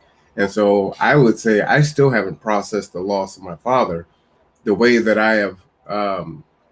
Lived through it, because I can't say I processed it. It's just I am so tremendously busy. I'm too busy to stop and actually live in it. Right when he passed away, you know, I became kind of take on the patriarch role, because he was so influential in the community. He had to have well, he didn't have to have, right? We felt, because it's always us, felt that he deserved to have a memorial service on the East Coast and on the West Coast, right? Because he had touched so many people. And so that I had to do all that. And so there was no time to process that. At the same time, you know, I'm running an organization, you know, you're a father, you're doing all these things, you got so many people depending on you. And so I never stepped away. I just kind of kept on going. and then my mother passed, my brother passed, and it was just keep going, and now we're here. So I honestly am not going to tell anyone. It's like, oh yeah, well I dealt with it, I meditated on it, or I talked to a therapist or anything like that. I just stay too busy for that, and that's kind of how I've gotten through. That's been my coping mechanism. I'm gonna tell you, most people they can't you know they end up having to deal with it, and they don't have the luxury of being as busy. And when someone that you truly care for, truly love, dies while you're in the middle of an argument, a fight or whatever, and like it's painful. Do you know what you're angry with your dad about? Oh no, I'm not angry with my dad. This wasn't my Oh, dad. Me and my dad were oh, good. Ace oh, boom okay, boom. I was okay, trying to when my dad passed away, I was trying to get him to move back out to Bremerton. I wanted okay. him to be here. His health wasn't great, Uh, and a lot of people don't know he was actually on the board. He actually came up with the name Gather Together, Grow Together. yeah, I remember you He telling me named the about that. organization. Yeah. So I was doing everything that I could to get him to move back to Bremerton. I wanted that more than anything. So, he and I were good. And So who was it that you were angry with that passed who was it that passed while you were angry with them? uh, you know, well, there were quite a few folks actually, a couple. A friend of mine that I wish I had. I don't know. It was they wronged me, and I'm still angry about that. I would say that it's unfortunate that we weren't able to reconcile that before they were gone. You know what I mean? But I don't know. It is what it is. I mean, I can't forgive everything. You know. That's debatable. Well, Uh, uh, I don't want to forgive everything. How's that? all I don't right. want to forgive everything. I'll, I'll Uh, put I'll put it this way, for those that's listening, that's not quite as stoic as you may be. When a person passes, that you care a great deal for, and you're angry, you're upset, especially over trivial things. It's very haunting and a very traumatic thing to deal with, knowing that a life is gone, and there's no way to reconcile that anger. Whether you feel that you are in the right or the wrong, you know that life is gone. And so there's no more opportunity for reconcile there. One of the things the Bible teaches is don't go to bed, at least with your spouse, don't go to bed, while you're angry, because tomorrow's never promised to none of us. We can hold on and decide that, hey, I'm angry, I'm in the right, and may very well be so, and I'm entitled to be angry, and I'm gonna hold on to this or whatever else. But the bigger thing, the better thing to do is to express, shorten your fuse, express it right then and there. Like, hey, this is, how I'm feeling about this situation. This is what this situation has done to me, or, whatever else, X, Y, and Z. And like I said, if you're dealing with someone that you love and you believe loves you, then they'll do whatever possible to reconcile that and say, hey, I'm gonna actively try not to, do X, Y, and Z again, or I won't say X, Y, and Z again, because I understand that that's painful for you, that hurts you. And that requires, us being vulnerable with other people, which I don't, I used to see as being weak, something that's a weakening factor, but it's really not. You're operating from a position of strength when you allow yourself to be vulnerable with others, and say, hey, you know, this is what it does or whatever. And then two, when you do that, it puts you in a position well, it puts the other person in a position to expose their true feelings about you, because now Mhm. they only have one or two ways to respond. Either they're going to respond in love and say, hey, I care about you and I'm not going to do that. Or it reveals that, this person, doesn't care about me. And now I'm justified in saying, hey, I'm going to limit you in my life. I don't necessarily have to throw you away, but I'm going to limit my interactions with you because I understand where I stand at with you, you know and so it puts you in a position of strength because now you know who you have around you, you know. But when I you're hear what you're upset, saying, Rev, but you can't keep slapping me and me keep, forgiving you because you didn't came to me rationally, you know, and it's like, exactly, exactly. so you But can't keep slapping me. you got to hear what I'm saying, bruh. If you slap me, and I tell you, hey, that makes me feel some kind of way. It hurts, it's upsetting or whatever else. That puts the other person that did the slapping in a position to respond in one or two ways. Either I'm not going to slap you anymore, or I'm going to continue to slap you. I'm going to slap you again, and now I know where we stand at because I was upfront with you, honest, and I told you how that made me feel, and you didn't care, Well, folks are So petty. It's like, man, I got a new button. You know what I'm saying? I know right where to press it now. You know, exactly, exactly, here we and go, then ding dong. yeah, but see, you only get that opportunity once. The Hmm. second time, you press that button, I understand where we stand at. You can apologize, and I'm gonna accept it. It's the old adage, forgive but never forget.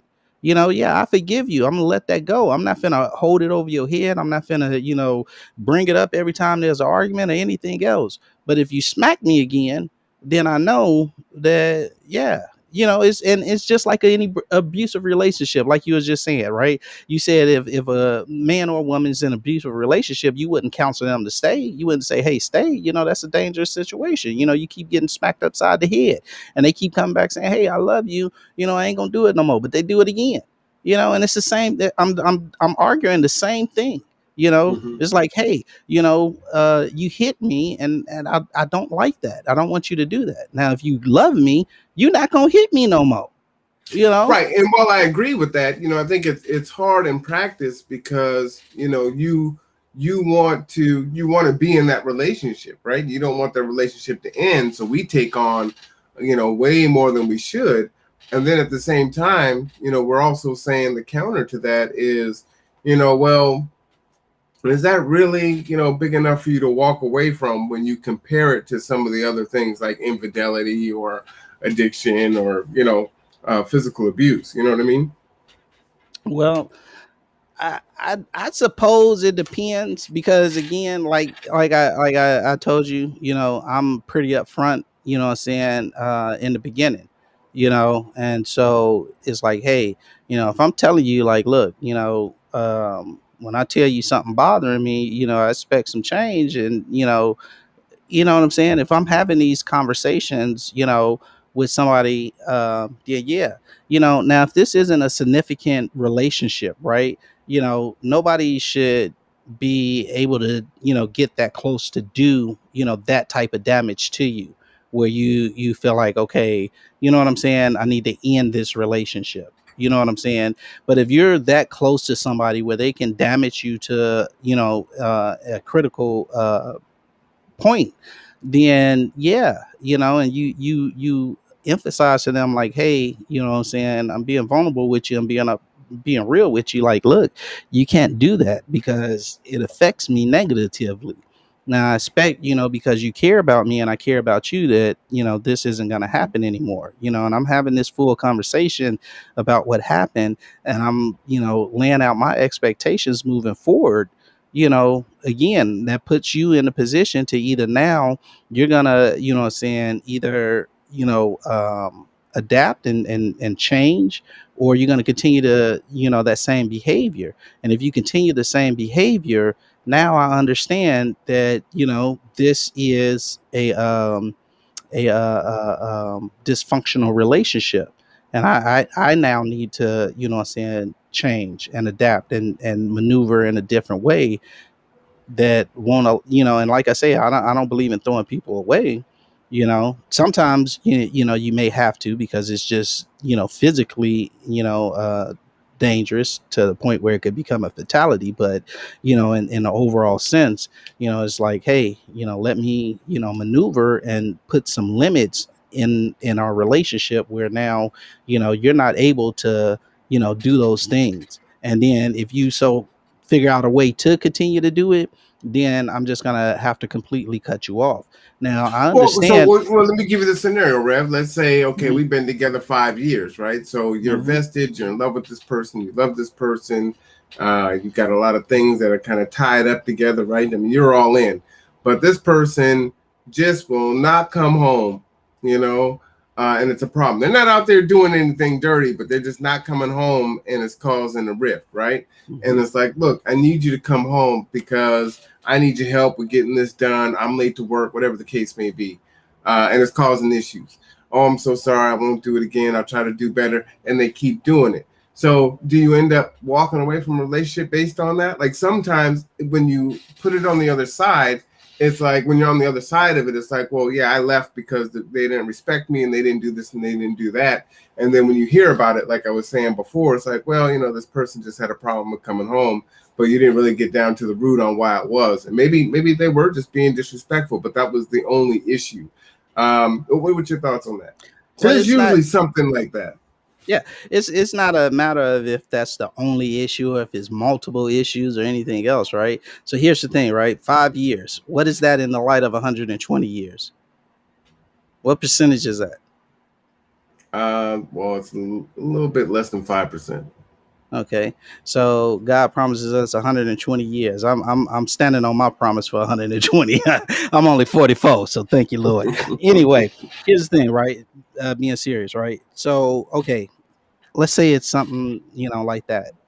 My thing is, and I go back to uh, being putting having those tough conversations. Listen, we need to first understand what it is causing you to stay out, right? So I'm gonna let you know exactly what type of situation this is putting me in, right? I got a problem with you staying out all night for whatever reason. I don't know. I got a problem with it, right? Now, what I'm gonna do is I'm gonna have a conversation with you about that. Like, listen, this is, how it makes me feel. You know what I'm saying? I have security issues right now. Okay. I'm just taking a hypothetical.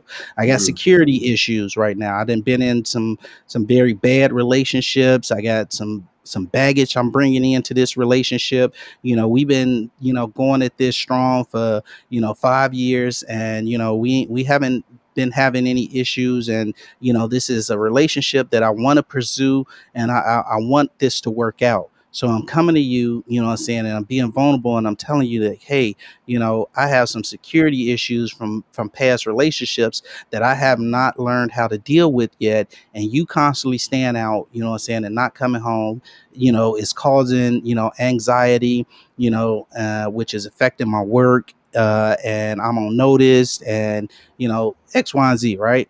you know what is it that's causing you to constantly stay out, right? So I'm being vulnerable with you, and I'm letting you know the position that I'm in, because of what I perceive of what I perceive to be a problem. But I'm also giving you the opportunity to expound on what's causing you to have this particular type of behavior. Now, I went first, and I was vulnerable first, and I'm letting hey, I got past baggage. I haven't learned how to address this yet.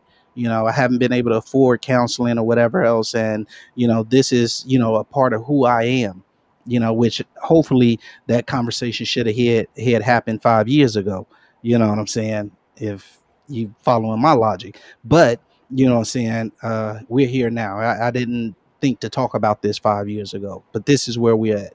And so I'm being vulnerable with you right now, because, can't think of everything, what I'm saying, when we having a conversation. So this is the issue now. So So that's now, deep, Rev. That's deep yes. because So now that, it's yeah. counterintuitive. It's like, oh, wait a minute. So wait a minute, you wronged me, and my response is to become vulnerable with you and share that. Like, what? That's crazy, but that's powerful, and it's deep because one, it's showing that you care about yourself, right? Self-love is important. And so you've got to articulate what you're feeling and what's going on. And being solution based as we're trying to be here, what I like about what you said, which is why I threw that up for you. You just hit it out the park. It wasn't even a bunch at first. Is again, you're congruent, right? It's like, look, you need to have these conversations in the beginning, right? As things are starting to get serious. You need to be open and have these discussions, and as these things come on, be introspective, but then also talk about your feelings and have a conversation. So if someone is doing something that you don't like, you can come at them in an adversarial way, but it's likely to make them defensive and shut down, which means you're not going to get a solution to your problem anyway, right? I mean, Exactly. that's how I'm interpreting what you're saying, and I think that's really helpful, Exactly. because a lot of times people just say, well, you just need to talk about it, just talk through it. What do you mean just talk through it, right? So you're Yeah. actually giving them the tools, to navigate, the stress and the conflict, and work through to the other side, right? Yeah, exactly. And that's what I was saying. Like, this newer generation, uh, it's these type of tools that wasn't taught to me, you know what I'm saying, that we don't often see even in, like, in marriages, because like my kids, they don't see this stuff, because me and my wife, we don't air our business, not even in front of our kids. Like, we're gonna have a nice quiet conversation after they go to sleep. Hmm. Like, we can go in the next room and have a nice, very quiet, civil conversation, but you know what, we're gonna make sure they sleep first, and then we're gonna have a civil conversation. Ain't finna be no, raising the voice and all this and that. That ain't gonna, just because you get loud ain't gonna make me hear you no better. You know what I'm saying? Like, no, so that's not cause for, That's why it might but make me feel good. I tell Layla, I hear better when I have my glasses on. So if I tell her I don't hear, she's like, "What?" let me go find your glasses, daddy. It's like, what are But you yeah, talking about? we've been raised, in our community, to be men, to be strong, is you don't be vulnerable, you don't share your feelings, and you don't, what I'm saying, talk about certain things and deal with certain things. But no, that's all hogwash. I'm gonna tell you, like I said, my marriage, my relationship, I put it that way, my relationship has never been better until I learned these things. And like I said, it wasn't man that taught it to me. God taught me these things, because I don't talk about my relationship with people. You know what I'm saying? And so we have to, teach the next generation these tools, because we know that, the system is set up to actively, destroy, the black family. Is set up to actively take the black man out of the family. You know what I'm saying? And it's set up to, what I'm saying, cause, women to be angry towards black men, because we, and it's not just me, it's still happening right now today. Men out here chasing women. Why? Because we got these videos with these half naked women on here shaking their tail, talking about WAP and everything else, and we thinking like, Wait a yeah, minute, Rev. You sound like victim blaming. So wait a minute. Women are mad at men for chasing women around, but the women are dressed and doing the WAP. Like, you see, you sound like victim blaming there. Rev. I got to no, stick no, up for no, the no. brothers here. Okay, so you have I must admit, I didn't read the entire book, but you ever read that book, Vixen? No. Mm-mm. Okay, so it was this one chick. This is book called Vixen, but it's about this one lady. She was a video vixen. She was up in, pretty much, you see in a lot of videos, what I'm saying, one of them ones shaking a tail or whatever. But that's what, what I'm saying, attracts the young men, these half naked women, especially, what I'm saying. I mean, period. You know what I'm saying? Like, look, we men, we know what the female body is, you know what I'm saying? And unfortunately, in this country, there's this, it's weird. There's this, double-sided coin, where it's like, okay, the female body, what I'm saying, is mysterious, but at the same time, we want to put it on display.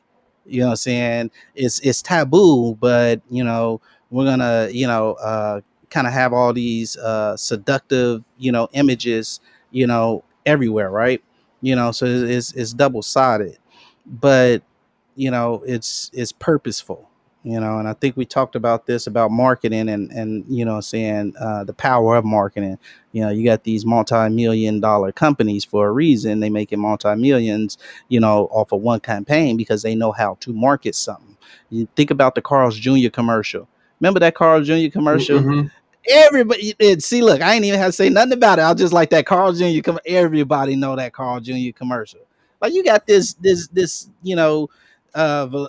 woman, half naked over a nice muscle car, you know, and like Yeah, that's wasn't the that an main. ad for bikinis, right?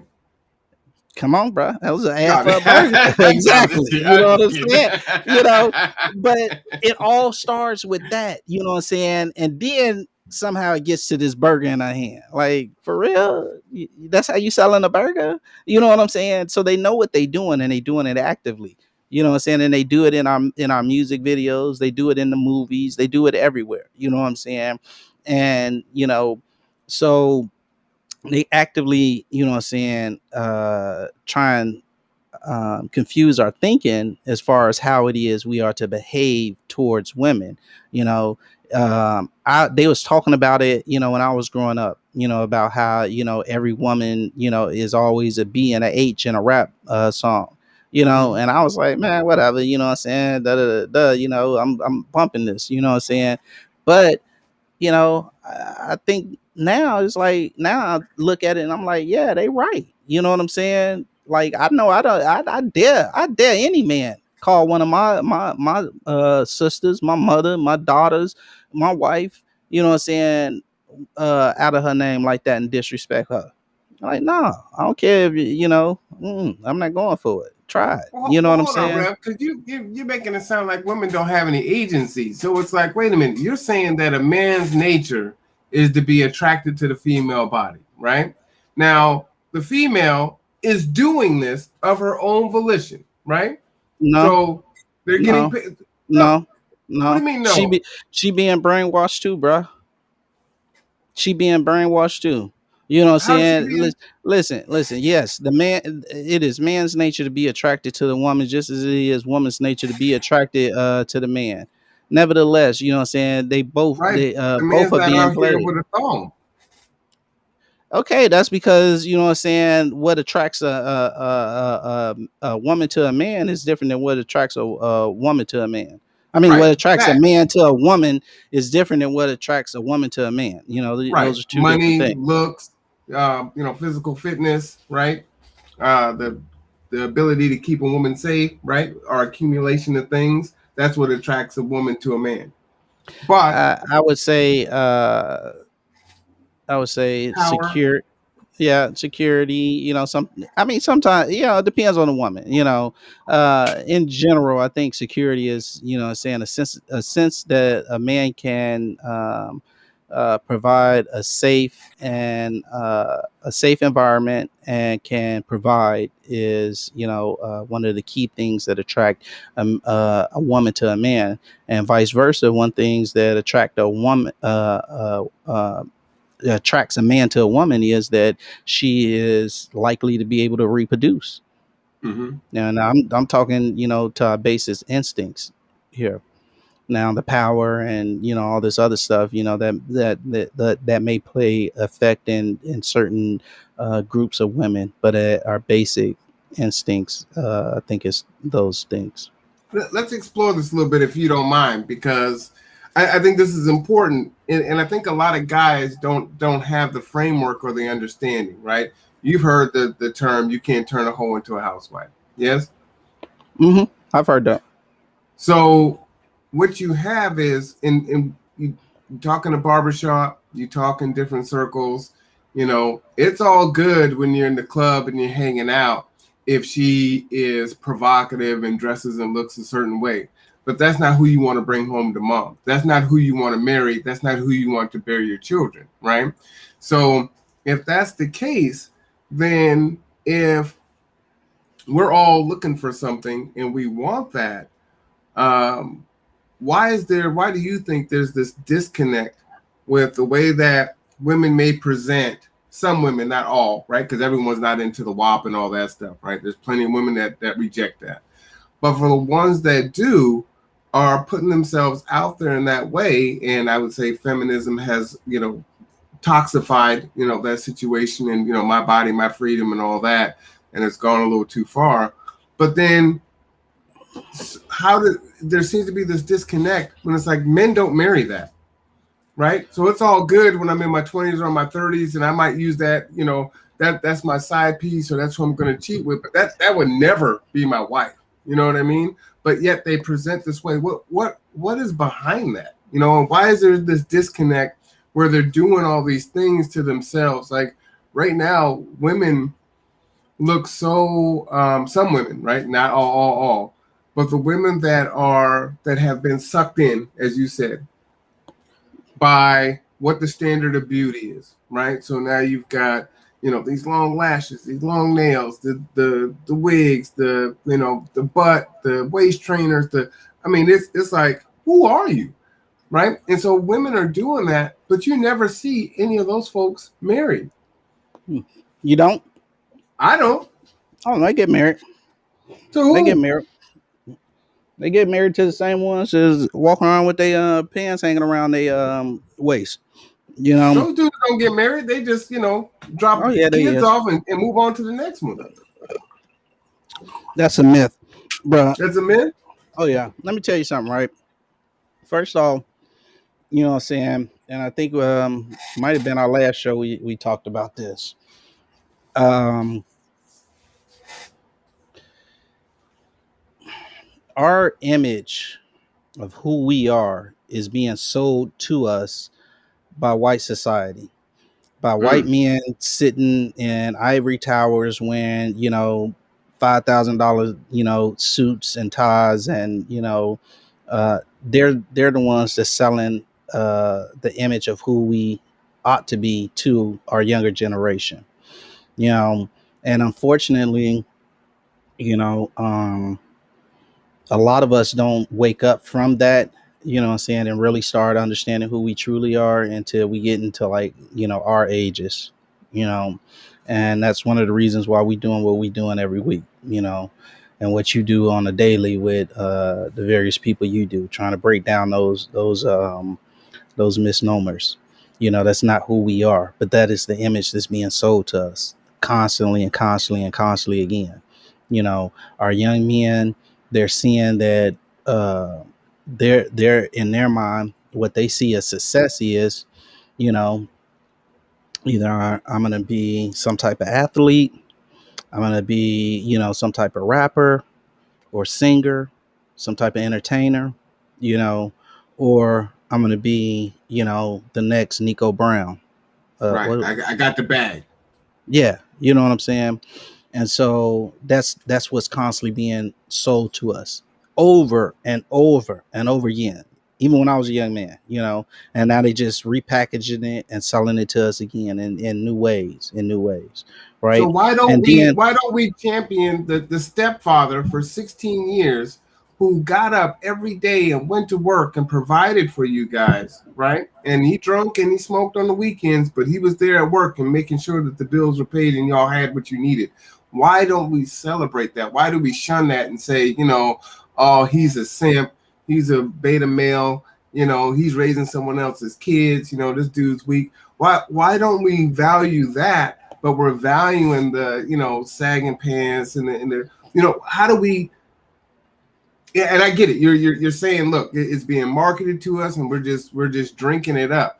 How do we get out of the matrix of that? And shout out to Cynthia Brady. She said Western culture. Thank you for listening in, Cynthia. It's good to see you. I just, and I'm older, right? At some point, it's like you get old, you get mature, and then it's like, get off my lawn. You start to see things in a different way. But my 20-year-old mind, my 30-year-old mind is like, man, I don't know what you're talking about. well, we have to we got to get them younger. We got to get them younger than, 20 years old. Mm. We got to get them, at like 5, between 5 and 10 years old, and really shape and bring them up, um but we keep on buying into it because we don't have an alternative. Mm-hmm. And the alternative, the few, very, very, very few alternatives that we do have are, one, hard to find, and two, you know what I'm saying, not they don't have the funding behind it to make it look as enticing and appealing as, you know, what's mass marketed to us. You know, so it's a fight. It's a fight, you know, from for the mind, you know, and that's what it's all, you know, that's what it's been since 1861, a fight for the mind.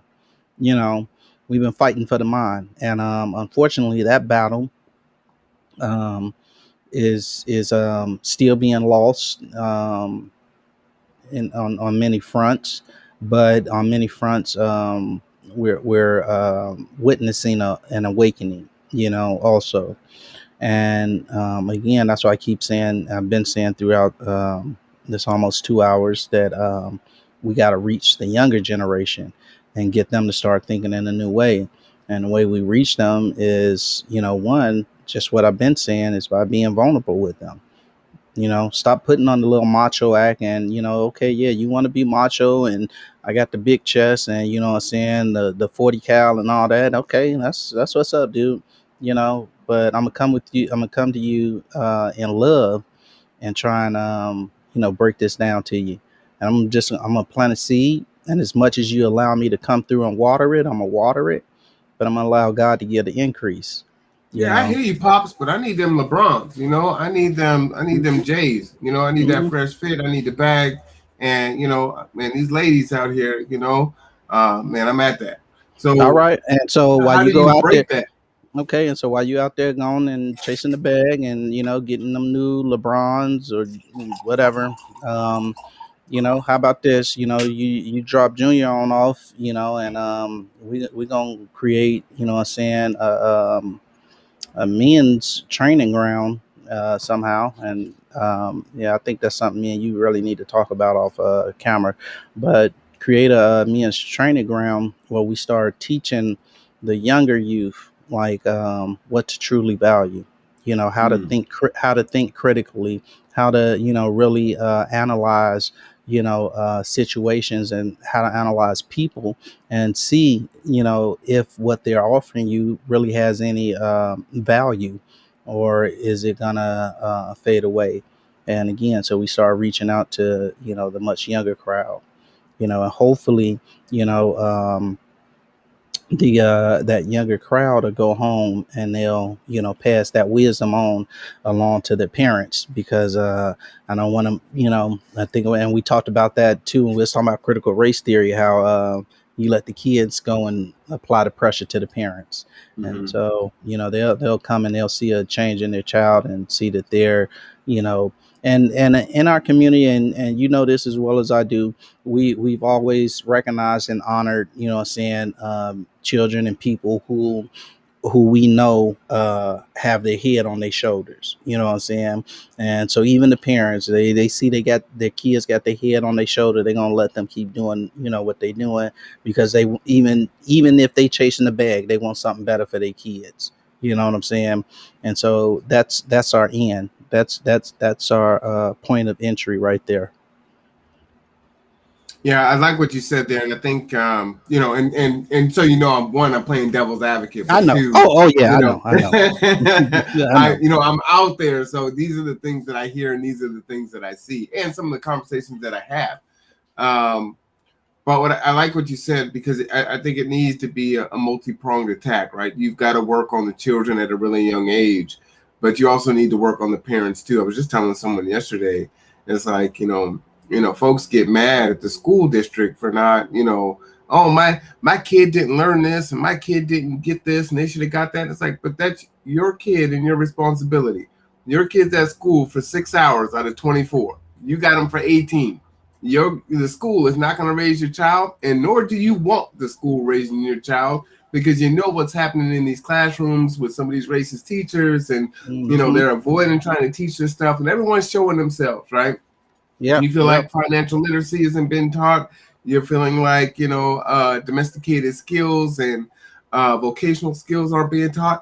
That's your job. You're the parent, so you got to fill in those gaps, right? And so that piece is is so important. So we've got to hit it both ways, because a lot of parents, right? Every parent wants their kid to have a better life than they had, right?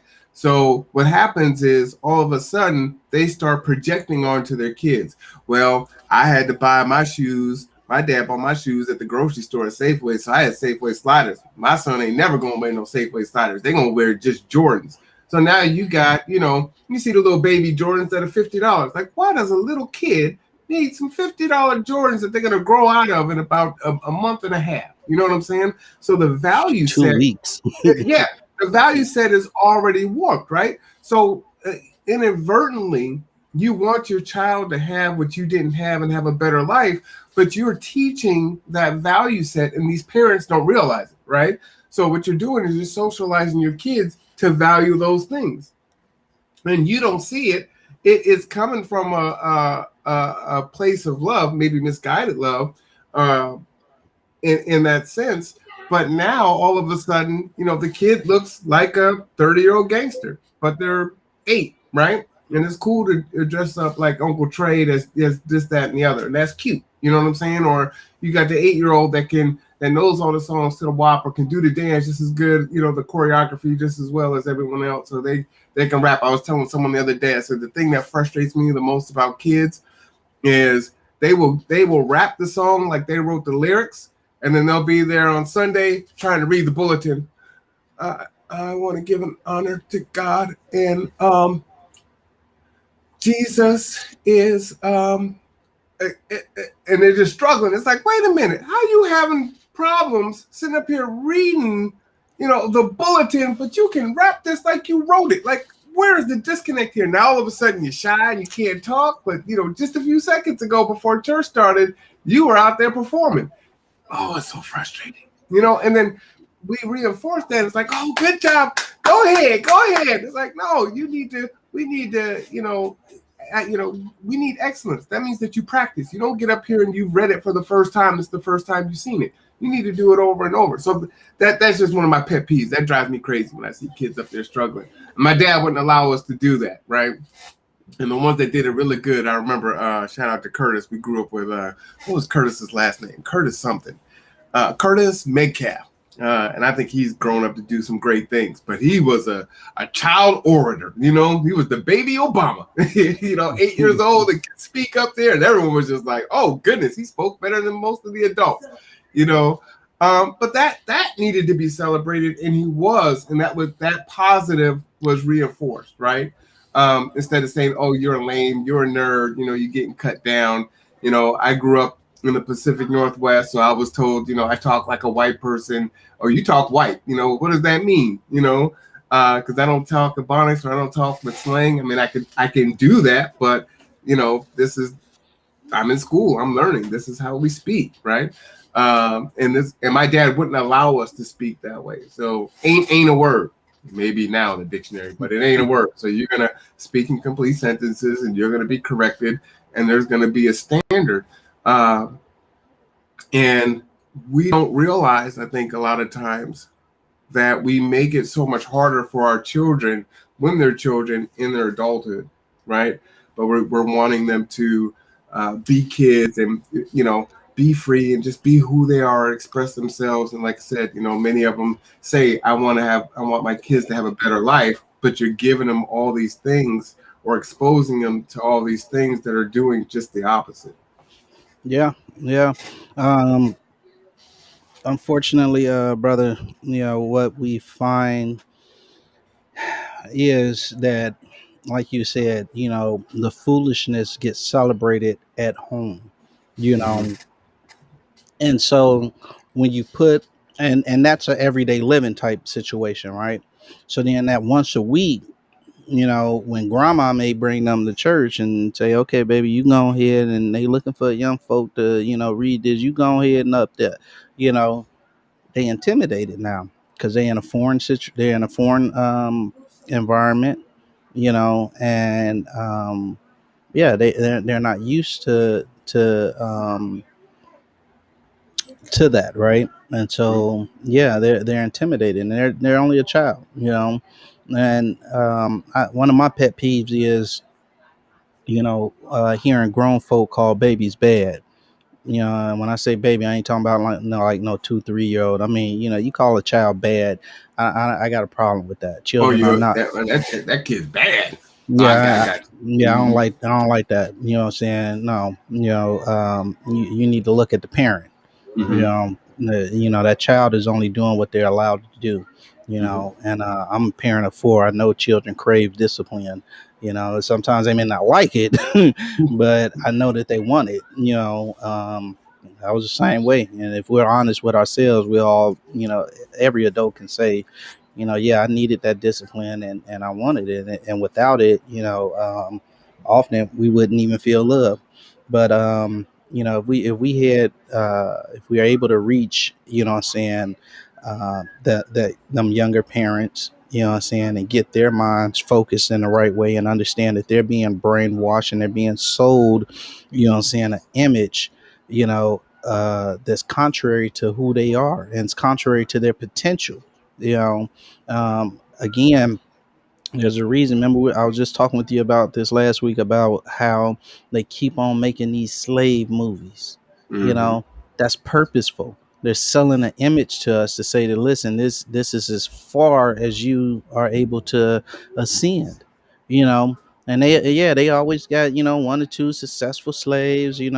One or two that's in the big house, and one or two that's got their chest out and they rebelling and they doing this and that or whatever else. They selling an image to us. They don't never sell the image to us that says that what you can be, that your lineage stretches back far far greater than mine, that you truly do come from kings and queens and nobility, that you have greatness in you, that's in within your DNA, you know, that you have every possibility already within you, when you birth, and that you're greater than what you present yourself to be, and they ain't doing nothing but using us, you know. And I really want to talk about this one day, how we have taught them everything. We have taught them how to love. I mean, we've taught them how to read. We taught them how to dance. We taught them how to talk, taught them how to play music. We taught them how to sing. We even taught them how to dress. But the one thing that we cannot, for whatever reason, as much as we try and teach them how to love, that they will not accept. Mm-hmm. And so we must, reflect on that and say, realize and say, okay, why do you want all this other stuff from us?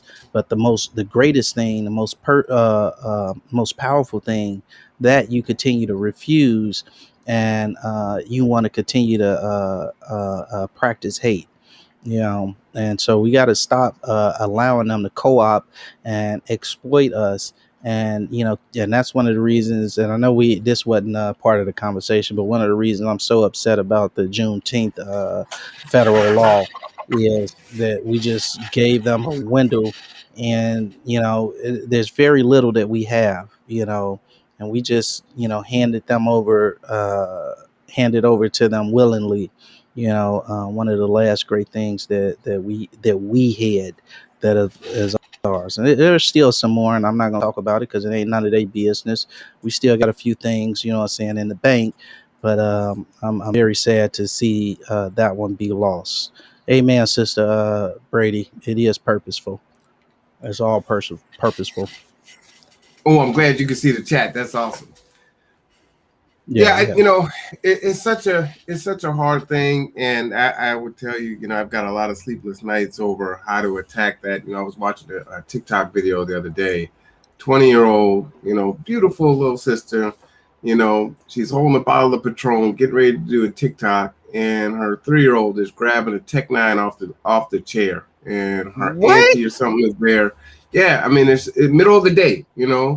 Um, I mean, and all the examples aren't that far gone, but I mean, there's so much to do. There's so much to do, and you gotta work on the mother and the child at the same time, right? But folks also have to be receptive, and we The issue that I see is, like you said, is being pumped to us, but then we've eaten so much of it that they can turn off the spigot, and we're going to just kind of continue to perpetuate it on, right? There are people that are in these spaces that keep it going, even when they're not actively trying, right? Because that's the way that you get the bag, right? That's how you get ahead. That's how you are defined. That's how you are accepted in the culture, and so that's what you're going for. And so your stepfather who went to work every day, took care of kids that wasn't his, and was a man, right? That's not celebrated. That's not heralded. Even oftentimes, like you said, it was hard. You didn't appreciate him until later on, even when he's from the people that he's actually taking care of. And so it's difficult to say, hey, you know what? This is what you need to sign up for. Yeah, you only make $15 an hour. Yeah, you working at you're tired. You're done at the end of the day. You ain't got nothing left, but you just keep going. Versus, hey, I'm looking at the glam. I got the bag. I got the girls. I got this and that. I'm carefree when it ain't like that. They're renting the Lamborghinis. They're renting the house. They're broke. The white people own their masters, and they haven't paid it off. You know what I'm saying? And when they're done and they're not popular anymore, they're has-beens, and they're just out there broke, just like everybody else. So, but they see that, and it's like, man, if I could just, 1% of 1% will go on to the NBA or the NFL, but yet every parent is pushing their kid in like they're the next Jerry Rice, and it's like, man, that's our lottery ticket, Now, on the one hand, I think team sports is really powerful, right? In teaching our kids, structure to learn. That physical and that mental learning, I think, is powerful. Working in a team individually, overcoming your challenges, and hitting milestones and going past that. I think team sports and individual sports are really great for kids. It's just we get so caught up on it's going to be the next LeBron that I think that's where we kind of lose that. And then, education isn't there, or the vocational skills aren't there. And then what do they have to fall back on? And we don't see those cautionary tales of the people that, what do they say? The average person is in the NFL 3 years or less, right? So we don't see what happens to those NFL players after they're out of the league for 3 years, because we're still looking at the famous ones, right? We don't see them working at a used car, lot, and what their situation is, right? You've got, like you said, the machine. You don't want to pay students. Then you got folks that are just passing them through. So they didn't learn anything in college. The college made millions of dollars off of them, off their black bodies. And then when they're done with them, they just spit them out. And don't get injured, because you're done. We're not going to, take care of you. And once you're out of the league, if you even make it to the league, you better hope you made a bunch of money and you saved it all. But, you came from nothing, so you want to buy a mama house and, get yourself a car. You want to live it up a little bit. I mean, everybody does that. You should be able to do that. But then it's gone, and it doesn't last forever. $5 million isn't a lot of money. It's just not. And you're trying to live like the Joneses. And when it's done, that's what it is, Yeah. And it's like, well, where are all these ex-athletes that were here for 3 years, 5 years, 10 years? And you see some of the cautionary tales for some of the more famous ones, but somehow our parents and then our kids, because we're the ones that are teaching them and training them to say that that's where your value is. They don't have that backup plan, right? Yeah, and it happens not just from the parents, but the schools also, because they're sitting there and they're pushing the kids through, especially if they have the slightest bit of talent. It's like, hey, Mm-hmm. we're gonna look, just give them a couple of more points, bump them up so he can pass. We really need, what I'm saying. And they're doing this all the way up through the collegiate level. Oh yeah, college sports And and the pros oh is yeah, disgusting. I mean, oh yeah, that is. all of it.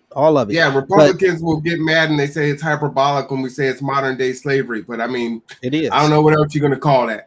Yeah, It's ridiculous. You're not going to pay yeah. them, but these coaches, the schools, they get millions of dollars, Mm-hmm. multi-million dollar, billion-dollar industry, chew them up, spit them out, and then they're done. And then you got the CTE stuff where they're saying, well, black black men don't have the same cognitive ability starting out before. They don't have a way to measure it, so they don't get the CTE money the way that the white Yeah. players do. I mean, just Yeah. mind-boggling, crazy stuff. And it's Yeah. like, wow, Yeah. You wow. know, you know the old saying, charity begins at home. Mm, The Bible says in First Corinthians 13:13, these three abide: faith, love. I mean, faith, hope, and charity. And now when you translate that into modern English, that's love. So love begins at home. I yeah. always thought it was like charity in the sense of, giving and helping, right? But, the older I get, I realize it's love that begins at home, and so when we teach, love at home, we teach our youth how to, one, love themselves, and then how to properly love another. you know these things won't be such a issue, right? And so we say, hey, listen, I need you to love yourself enough to realize that this is just a game, that can be taken away from you at any time. Whether you hurt yourself or whether they just decide they don't want to let you play no more. But what you gain out of this book right here in front of you, and nobody would never be able to take that away from you. You'll always have it. And the more of these that you pour into yourself, that's something you'll always have no matter wherever you go. And so we have to teach, what I'm saying, we have to teach our youths, you know again, uh what type of things have real value, you know and we have to teach, our younger, our some older people that as well, some parents that, like, listen, what really has value, because there's no guarantee that your child's going to make it. You didn't spend all in, sports nowadays. It's a money grab. They want money for the registration form and, the jersey and the uniform, everything, right? It's all a money grab. You finna pump thousands and thousands and thousands of dollars over, what I'm saying, the amateur career of this child, from PE all the way to college. You pumping all this money into this, and then they, when it's all said and done, they stuck at McDonald's flipping burgers because they ain't get enough of what really matters, poured into them. They didn't get enough of the book knowledge poured into them. Yeah, they know how to, juke and whatever on the court, you know, and they know how to arc their wrist just the right way. They know how to make the football spiral, what I'm saying, and hit a dime, but ain't none of that gonna be able to transfer over into real world, what I'm saying, use that's gonna, support them throughout life. But we know knowledge will, you know, like they say, you teach a man how to fish, he'll never go hungry. You give him a fish, you feed him for a day, but you teach him how to fish, he'll never go hungry. So it's all about knowledge, That's one of the things I really love. I think it was King that said, uh, knowledge shared is knowledge gained, Mm. and so it's never for us to keep, it's always for us to share. And we got to learn how to start sharing, saying the right type of knowledge. We can keep sharing this foolish stuff, and it ain't gonna get us nowhere. Ain't gonna get us nowhere at all. Yeah, those are facts. Well, I think that's what part of the purpose of this podcast is, right? Is coming together, having these conversations that because we do have these conversations. They might happen in the barbershop, they might happen Yeah. in church circles, they may happen at dining room tables, in different places. But we need to expand that conversation, get some other people to weigh in, and then see. A lot of times, I used to be that person where I would know the answer, but when I was really young, I would be afraid to raise my hand, right? I just don't want to be wrong. And then someone else would do it and they would answer. It's like, yeah, I was right. I should just answer it, right? Mhm. Or, maybe I wasn't 100% sure. I just want to see if somebody else, you're waiting for someone else to ask the question. It's like, man, I don't really understand this assignment. And then someone else asked the question. You're like, oh, thank God you asked, because I got the same question, right? Water. And so sometimes I think, we're waiting for other people to say that it's okay to think this way because we think this way too, but we're not. We're ostracized for that. We're put down for that. We're ignored for that. That's not cool. That's not. It's counterculture, right? And so we don't say that. So I think it is important. And that's part of manhood and fatherhood is being able to stand against the wind and say, no, this is the way that this should be, or here's another way that might be more effective for you, and that we can weather the storm. Oh yeah. You know me, I ain't look, I don't mind being ostracized. I don't care if you don't like me or not. You know what I'm saying? I am who I am. I'm gonna continue to be who I am. And through all of that, now I'm not so arrogant and egotistical and conceited where I don't listen to other people, and I'm able to objectively, listen to myself and the others and weigh both sides and say, okay, uh, in a situation where I'm wrong, and I'm gonna refer to greater minds because I know I don't know it all. Don't nobody know it all except God. But what I do know, I'm gonna stand on. I'm gonna say it confidently. I ain't gonna stutter about it. Listen, love it or hate it, it is what it is. We got a lot of work to do, bruh. The community, we cannot continue to go down this line, because the thing is, um what science is saying, that I think in 50 years, 30 years, something like that, we're going to be minorities are going to be the dominant ethnic race, in the world. They're predicting 4.2 billion, Africans, within the next 30 years. Nigeria is going to be the most, they're going to have more people than China. Things like this are happening, and we can't go into like numerical power without, saying mental power, because Mm, numbers ain't gonna do us no good if we ain't thinking right. You know what I'm right. saying? And my mom, she used to always say, always used to say, and it took me a long time to figure this one out. And it's more than just the 13th Amendment, but she used to always say, this ain't nothing but modern day slavery. We ain't in nothing but modern day slavery. You know, and it took me a while to figure that out. And, like I said, it's not just about the 13th Amendment, but what she ultimately was, always been trying to teach me was about mental slavery. They took the chains off of our wrists and our ankles, and they put them on our minds, and then they put a gun in our hand and made us go out and chase and kill and rob and steal for chains around our necks, you know and they stopped branding us with their ranch brands, and they made us rob and steal and kill for their brands, to the right to wear Nike and Fubu and Gucci and Prasada and Visada, whatever it's called, you know and it's all Versace. about, yeah, yeah. So it's all about, it's no longer about um you know them branding us. We brand ourselves now. We don't have to worry about them, putting a chain around us. We kill to put it around ourselves, you know and so we have to, awaken the mind of our people to see again that we're being sold images of ourselves, that false image that we're being sold false images of ourselves, and that we are better. We are so far, so much more better than what they sell us.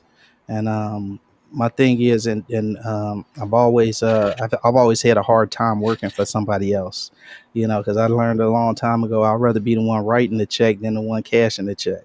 you know so give me a pen because I want to write some checks. I don't want you to, we get so happy. Oh, Russell, he got a 200 and something $1 million, saying contract. Well, who can afford to write that? That's who I want to be. Hmm. I don't want to be the one getting the 200 something $1 million contract. That ain't nothing. Because if you could write a check for that, you got way more than that. You know what I'm saying? So, and we got to teach, what I'm saying, us how to think like that. Quit thinking about, oh, I want to be the next LeBron and get that $30 million contract or whatever amount they giving him. You know what I'm saying? That ain't nothing. Them pennies. You really think they gonna give us some real wealth like that? Like, come on, them pennies. You know what I'm saying? I want you to be the one that's writing the checks. And I want you to think in them terms of being the one that's able to write those checks, not the one that is receiving it. No, that ain't nothing. That ain't nothing. Yeah, and what you're saying that's really important is, and I was having this conversation with someone last week. Is yes, we've had these experiences. Some things were done to us, but at some point we've got to take power over it, right? We have to be accountable for our actions. We have to take agency over our lives, and we no longer can be. We're on this sea, and every time the wind blows, we're over here, and then we're over here, and we have no anchor. We're just being blown around. It's like, well, it's the sea, it's the wind. There's nothing I can do. And it's like, yeah, you can do. You're powerful. So go ahead and throw that anchor down. Build yourself an anchor yourself down, and then begin to start rowing and bring other people along with you. Build that circle of influence, build that circle of support, and now you can sail against the wind, right? And you can start making headway and take control of your life, take control of your community. So I think that's so important. And we can get caught up into, especially because we're fighting for things, right? We're constantly fighting. This was done to us, and it's never been addressed, and so we have to do that. But at the same time, we can't just say, well, all this stuff has been done to us, and until they do right by us, we're not gonna be better, right? We've got to say, hey, no, we're gonna continue to get healthy and get strong while we still fight for you to do right by us, because y'all ain't gonna be right till you do right by us. Then that's in the word, right? So it is what it is. Those things are kind of coming to fruition, but I think that's important. And I think when people have agency and understand that they can change their situation and they're empowered, they have that hope, right?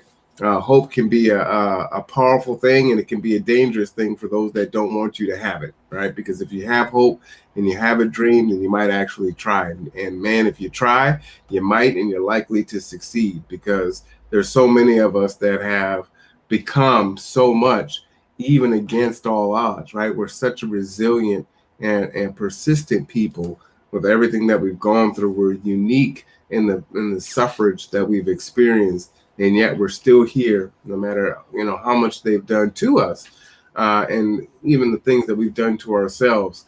We still continue to thrive and to grow, and people look to us for so many different things. And we just have to get to the point where we're not letting people just look at us or look to us to set trends and things like that, but we actually value ourselves and we look to ourselves, right? Because if people are looking at us and saying, well, what they do is cool, we want to emulate that, then once we switch the paradigm and say, hey, this is what we value now. We value education, we value hard work, we value honesty, we value integrity, right? And we start doing that. Well, this is what we value. You want to get with us? Well, we the cool kids, so of course you do. You know what I mean?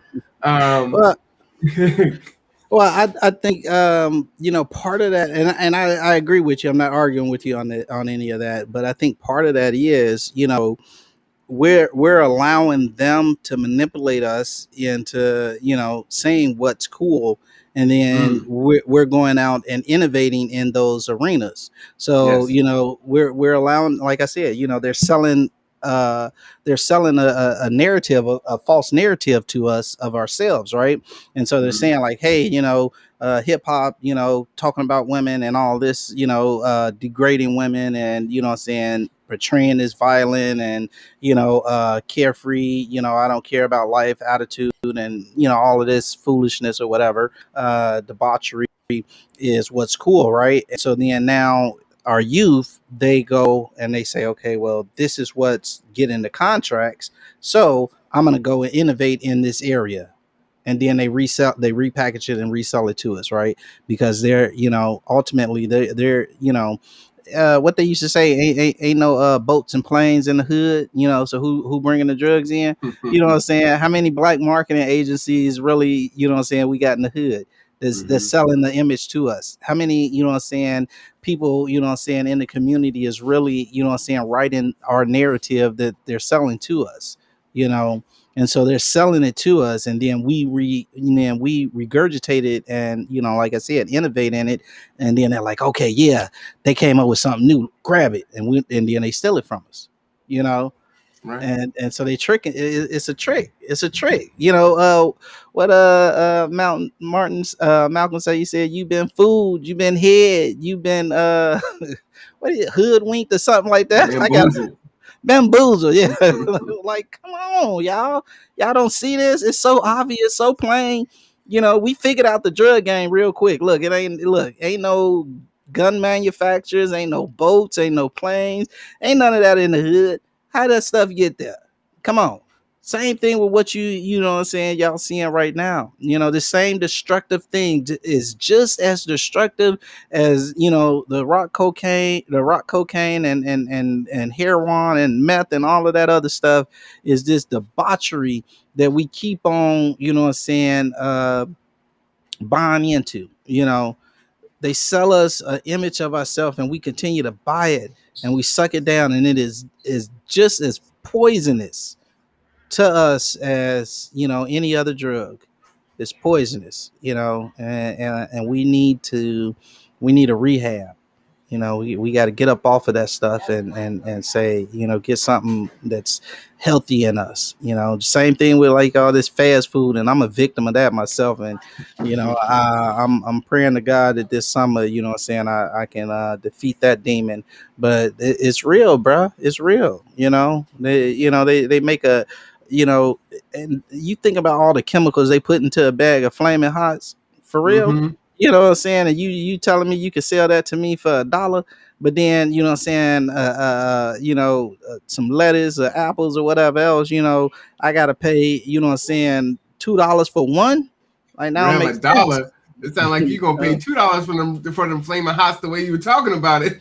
Man, look, I'm gonna tell you, bro. No, but it's like, come on, we see it. It's not like they're not, investing a lot in hiding what they're doing anymore, because we're hooked, Mhm. right? We're Right. addicts for it all. Hmm. We're addicts for that McDonald's, and, what I'm saying, Burger King, that 2 for $5 Whopper and all of that. It's quick, it's easy. Look, let me go and grab this. I know I shouldn't, but it's quick, it's easy right now. No, we gotta be purposeful. And again, thank you, Sister Brady. We gotta be purposeful. You know what I'm saying? Hmm. And what we do and how we do it. And that means, like, hey, you know what? I'm gonna stay up an extra hour. I'm gonna make sure I prepare me, what I'm saying, something healthy, for lunch tomorrow. Make sure, what I'm saying, I buy healthy things, and I'm not gonna, buy that 69-cent soda from Walmart. For real, 69 cent. That's it. Okay, but, this apple juice, or this, which ain't no good either. But, the healthier stuff, you want to put a premium on it. That don't Right. make no sense to me. It's backwards. And but it's them being purposeful. So we have to be purposeful, in everything that we consume, into our body, whether it's mental or physical. Well, like you said, charity starts at home, right? So, you have to, if you're taking your child to fast food all the time or feeding them, stuff that's coming out of a frozen box or out of a microwave, then, Yeah, yeah, that's what they're going to like, right? So I'm so glad that, it's a team effort, mom, myself, and, grandma, like exposing Layla to vegetables and fruit. And, she likes that stuff. yeah, And it's awesome. I mean, not to say that she doesn't like her other stuff too, but I mean, she'll ask for a salad. Like, what do you want to eat? And it's you can pick whatever you want. It's like, oh, let's have a salad. Like, that's my baby. yeah, yeah, I yeah, like tomatoes, Dad. Let's do this, let's do that. Well, you like it because we've exposed you to some other options, and you can be retrained from that. We're so, like you said, addicted to And the not on sugars and and not everything only else. that, did you hear what she said? What's that? You encouraged her when she made that healthy choice. And Mm-mm. and that makes her feel good as well, because daddy little girl, they always want to make pops happy, you know what I'm saying? And so when we get them that encouragement, we reinforce that good behavior, you know what I'm saying? And that's what you were talking about earlier about the kids stumbling, because at home you're reinforcing that, you know what I'm saying? And like, yeah, okay, you know what I'm saying? And you happy and excited. And so now she's happy and excited. And that reinforces that behavior. Hold on, let me read what Sister Birdie wrote. She said, I believe God is building up his people and he has already equipped us for every good work. Amen. We have to start speaking and walking in who he says we are. And that is what we have to exemplify to catch other eyes or encourage others to do. Amen, Sister Birdie. I cannot argue with Mhm. not one simple word of that. That is beautiful. Thank you, sister. Amen. Yeah, Amen. absolutely, absolutely, and she's absolutely right, right? Yeah, and a funny example is, so Layla and I are at Walmart, and I don't typically buy bread, but I needed to get some bread, so I'm going to get some bread. I said, all right, so pick out some bread, sweetie. And she was like, oh, which one do I get? So I grabbed some white bread. She was like, oh, the white bread is the death. And I was like, what? And I looked at her like, where'd you? Because I didn't tell her that. Like the white bread is, even Dad did a double take, like, well, I Yeah, guess I yeah, better yeah. not get the white bread. The white bread is No. death. Yeah. Yes, Like, yes. I don't whoa, mess with girl. that. Yeah, I will admit I still eat bread, but I will not buy no white bread. That stuff, yeah, I learned a long time. If it's gonna be anything, I get wheat, but as much as I can, I try and get like the whole grain stuff or whatever. Even though that's still, a market ploy, we need to just cut it all out. And get to eating what we were intended to eat. But I ain't even gonna get into that. Look, bro, we had almost 3 hours, and I'm about two 2 hours. Sister said, Brady laughing at us. About 2 hours my limit, so I'm gonna let you wrap us up for the night, and we're gonna continue this conversation because, as always, I have fun, but I got my limits. No, absolutely, absolutely. Well, we want to wish all the fathers happy Father's Day. If you didn't see the Yes. podcast yesterday, I think it's important, not only to wish happy Father's Day to the fathers that are in the home, the stepfathers, um, but the non-custodial fathers like myself. Happy Father's Day to you that are active in your children's lives. And our prayer and our hope is that non-custodial uh, or non-present fathers, right? That something will be pricked in your heart that you want to change your life. Um, it's not too late. It's not going to be easy. Obviously, you're going to have to, face some, hard conversations and deal with some drama and some issues. But your children need you. So we wish you happy Father's Day in the hope that you will reach out and engage your children because they need you. They really do. Even if you aren't feeling like you're worth anything right now, you need to fix yourself before you present. They need you, right? Where you're at, even if it's a cautionary tale, they need you. And then our brothers in prison, it's not often said because we're so focused on the people that are here in front of us. But whether you are there on your own volition or not, happy Father's Day to you. And your children miss you and they also need you. So happy Father's Day to all the men. I just really believe that it's really important to acknowledge.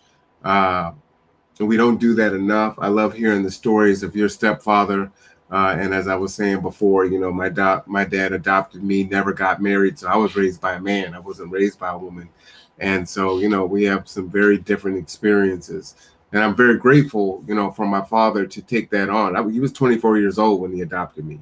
And what 24-year-old man adopts a child, and he could do anything that he wants to do. And just that's what he was called to do, and 17 more, that was his thing. So uh you know the love from a black man is powerful, is powerful.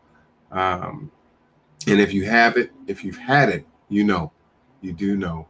I love you all, black men. uh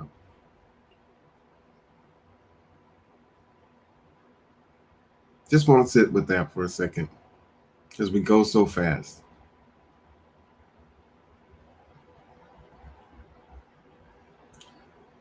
I really do enjoy our conversations, Rev.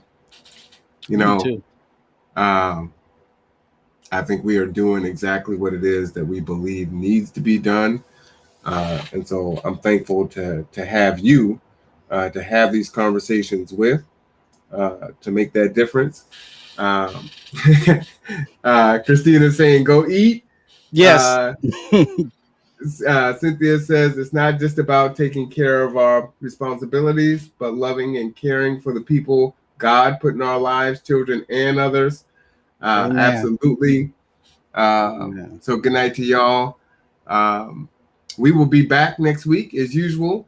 Rev is still doing. We still have like 2 or 3 shows in the can that still have to air, so those will get up soon. Yes. I know he's made some connections during Juneteenth, so you might see some other folks coming up here soon. I will probably come back on a little bit later because I've got a really big announcement. Rev, if you could just make it 2 more minutes. Okay. Uh, this Okay. is official. Oh Just let yeah, me yeah, read yeah, yeah, this. yeah. We were supposed to do this. I'm so sorry.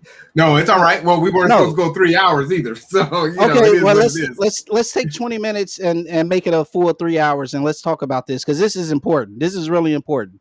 You know. Okay, all right, Yeah, all yeah, right. yeah. I'm sorry, everybody. I told you I ain't got the best mind. I forget stuff. So come on. That's all good. Well, I got all the computers, so all the screens are in front of me, so there's no way I can forget. Oh, okay. But this is the public announcement out to the Kitsap Sun. Dear editor, gather together, grow together. Would like to submit the following information under the community service section. We will be offering a free summer meal program for any child 18 or younger at our site at 419 Park Avenue in Bremerton. And we will also be doing delivery. So we are like the first agency in the state that will be delivering food. We need your help to increase awareness of the summer food service program to the local community. It would be greatly appreciated if you could publish the attached media release. If you have any questions or need any information, please feel free to contact me at 360-373-3000. This is from our office manager, Stephanie Dent.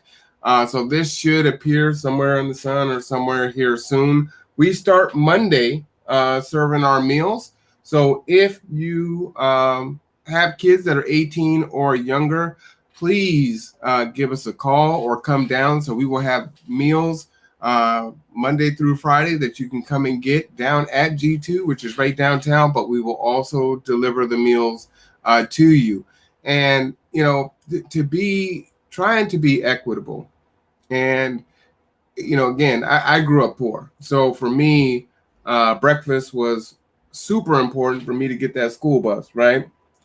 And if I missed that morning breakfast at school, it was a long time to get that lunch. And for many folks, that's all, for many kids, that's all they got, right? Yeah. Yeah. Is, that meal that they get. So when you think about the struggles that parents have trying to make ends meet, the kids, when they're in school, they're getting that breakfast and or lunch. Now it's summertime, they don't have that. They're going to use more food stamps. They're going to use more cash. And kids are hungry. It just seems like you're at home. You only eat the 2 meals during the day when you're at school, but you're at home and you're hungry every hour, right? You're just constantly wanting to eat. And so it makes it a lot more difficult. At the same time, many of our parents are struggling. And so now you're saying, okay, hey, you need to get down to a location to get this food. It's here for you, but you got to get there. So either you're driving down there if you can, or you're getting on the bus, or you're relying on a friend, right? Which also takes time. And so by being able to deliver that, one of the most precious commodities is time. And so this gives parents time back, right? Time to work on themselves, time to go to work, time to spend with their children. Sometimes it's just time to rest, time to take a time out. So please get this information out. Our menu is here. So as you can see, we got some really good things going on. Chicken salad wrap, turkey provolone kebabs, teriyaki chicken burgers, bean and cheese burritos, Thai peanut noodle salad. And we do have other options if there's some allergies. white lasagna casserole, stromboli, Asian tuna wrap.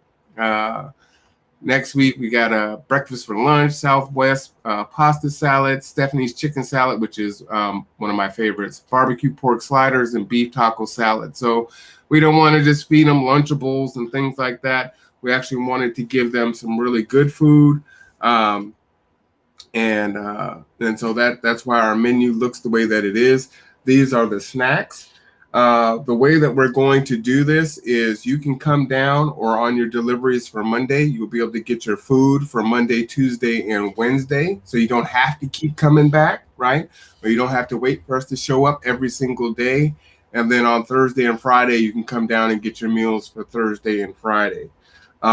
Additionally, if you desire, we reached out to the Office of OSPI, which is the Office of the Superintendent of Public Instruction. And we asked, look, you're required to give these kids a carton of milk with every meal. So that's basically like 2 cartons every meal, right?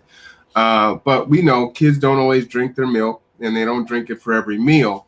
But they might like to have some of that milk for their cereal, or mama or dad might want to make some macaroni and cheese with that for dinner.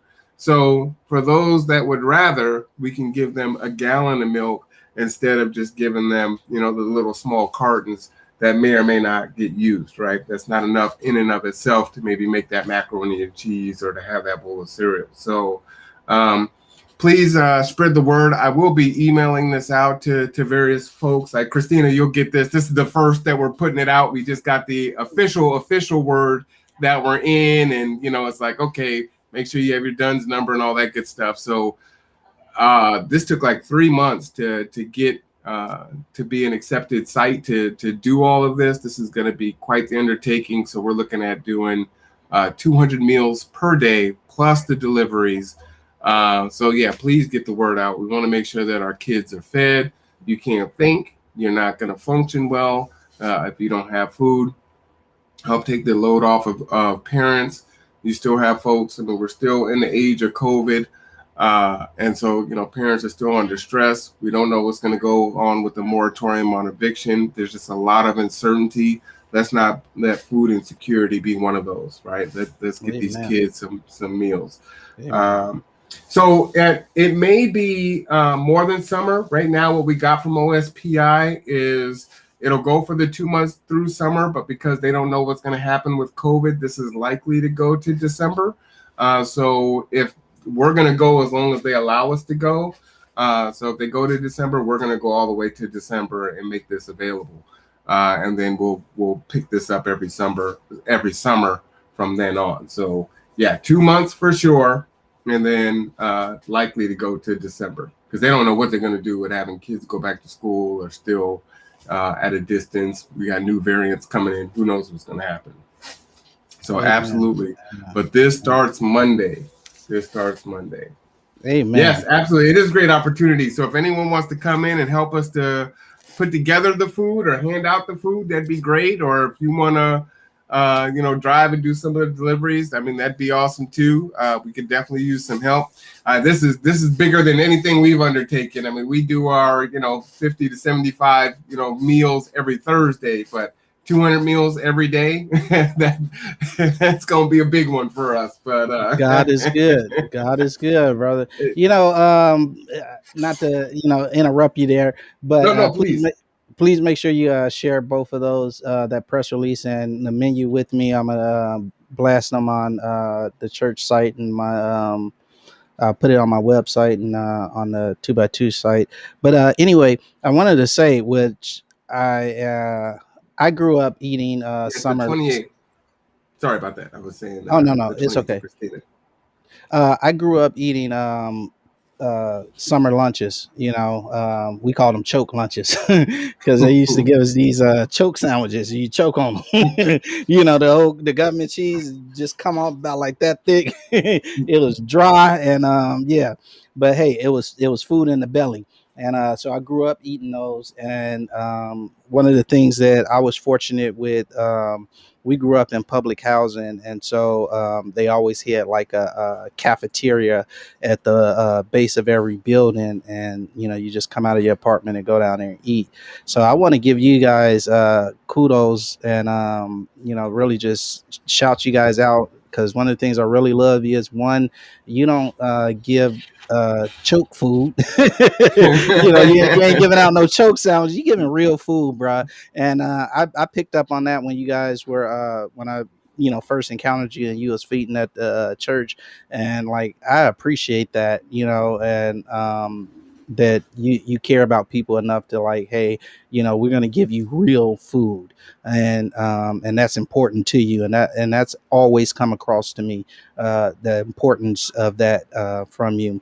And so I appreciate that. And then two, just going the extra mile, and making it possible, making it available, where you can deliver to folks for 3 of the 5 days. That's big also, because yeah, a lot of people.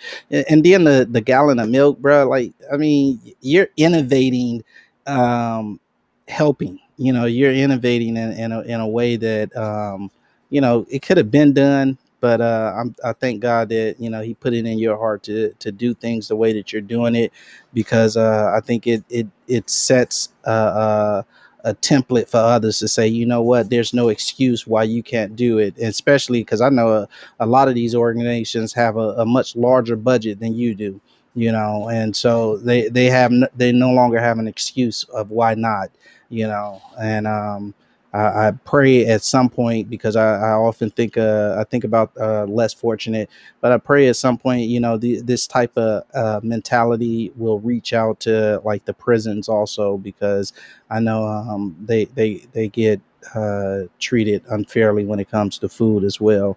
But Right. I just want to say thank you, brother, for doing this. I already told you I'm gonna sign my kids up, because we po. I ain't got no. I ain't ashamed about it. I ain't rich yet, and we in need. So yeah, just thank you. I appreciate you all greatly for doing this, brother. No, Amen. absolutely. They say business is about trying to fill a void, right? Trying to see where there's a void and fill that void. And like you said, there are a lot of really good agencies out here doing a lot of good things. And I think sometimes when we're at the 30,000 foot level, when we're looking down and we're making macro decisions, we don't always see the effect from the end user. You know what I mean? So it's like, hey, there's this food that's here, and it's great, and it's but I got to find a way to get there. And we've heard some of those stories. Last year, we were trying to figure out how we can work with the school district last year. And, I was like, okay, I think they had a bus that was going around, and they would go to the bus stop. But then if you were further out, well, maybe you could get your friend to go. And so it's like, when I was going through it in my young adulthood, I didn't have that support network. So I didn't have even when I was telling a story the other day on my podcast, it was like, I have back surgery like every other year, right? And so you can't catch an Uber or a cab home. You have to have a driver, and that driver has to be there. So, well, my colleagues at work, well, now you're asking them to take a vacation day or a sick day, right? Or leave without pay, right? And most folks, well, I'm not going to ask you to do that. Then you have folks that are working that, it's like, look, I could do it, but I'm not going to get paid for today, and I need every hour. So you can't ask them to do that. And then other folks that might have that flexibility may or may not have a car or a driver's license or whatever. So if you don't have that support network, and I know a lot of people, right? But I can't just ask anyone to, take me, to the hospital, have surgery, sit there for 4 hours, and then bring me home, right? And so that is the situation that a lot of our folks are in. And it's like, okay, so you're saying, hey, all these resources are here, but they're not accessible for everyone, right? And we don't consider it. We say, oh, well, just get on the bus. You're not doing anything anyway. It's not like you're working. Get on the bus, go get the food, go and do this. Jump in the car and drive down there. But, now I've got to, at least put on some house shoes or whatever, go and drive down there, get the food, come on back, and you're doing that. And all of that is a loss of time. And folks that are trying to our vision is self-sufficiency for all Kitsap County residents, right? And so we want to move you across that spectrum. And the way to do that is not to find ways to continue to consume your time, but it's to try to make your life easier so you can work on other things, right? So if we can save time, if we can save money, if we can make it a little bit easier, if we can introduce some different options, maybe parents are like, you know what, I've never had white lasagna casserole. But some of these other options, like stromboli is the bomb, which I never even heard of 3 years ago. Miss Stephanie makes that. So it's like, oh man, that's chicken and broccoli and zucchini. Like what? I mean, that's pretty healthy, but it's delicious, Yeah. And so being exposed to some of these other options, it's like, man, there's more than just cheeseburger and fries. Like you said, the fast food addiction. So this is some of those ways to break it, because a lot of us didn't have those experiences growing up. We just ate the same thing. And I had them choke sandwiches too. So for us, it was like a thick old piece of bologna that was probably chicken, pork, and whatever they say, all in different parts.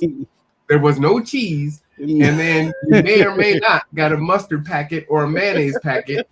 And the bread was the driest, hardest bread you ever did want. Yeah, sometimes it came on the little hoagie bread, and yeah. Yep. And a pitiful looking apple, Hey, Thursdays were the best day, because Thursdays was the day that they had the little rectangle pizza in the plastic bag. Oh man!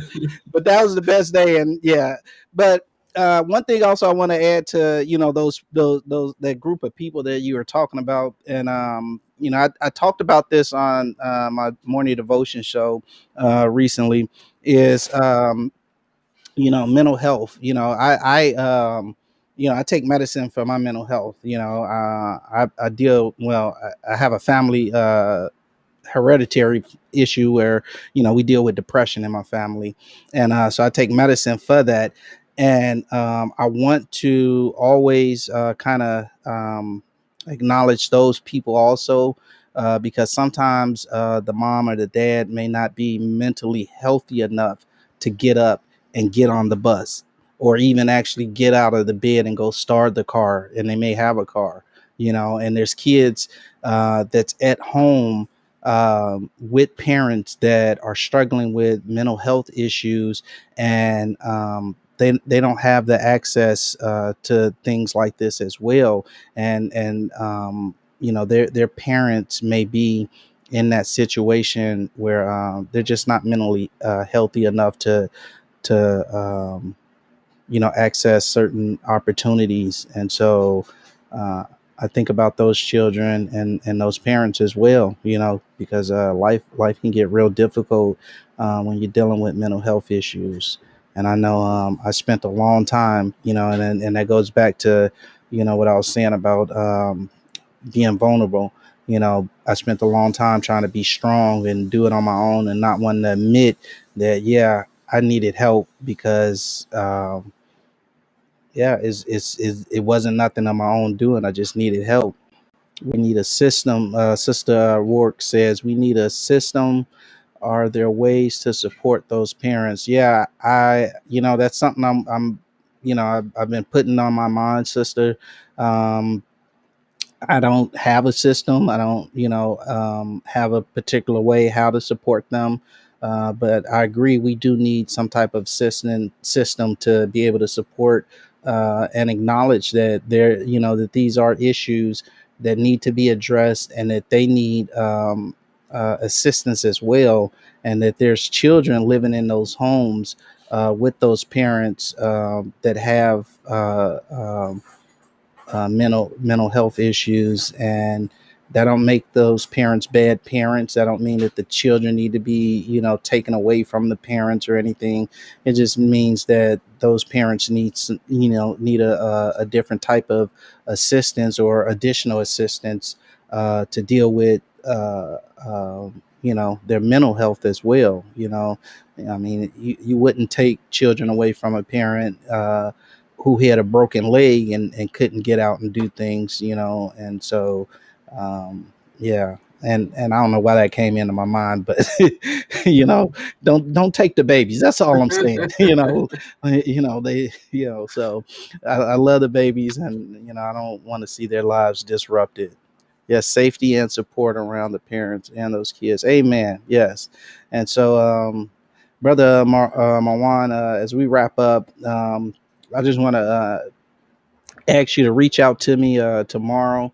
I got something on my nugget, and I like to run it past you and kind of get your thoughts on it. And I know you're a great resource and kind of maybe be able to lead me in what I need to do and how to do it. But yeah, so Definitely be able to point you in the right direction. if I amen. if I don't know the answer, it's like, hey, maybe this person knows. So I mean, Yeah, that yeah, is the network that Christine is talking about, is amen, creating what doesn't exist. You know what I mean?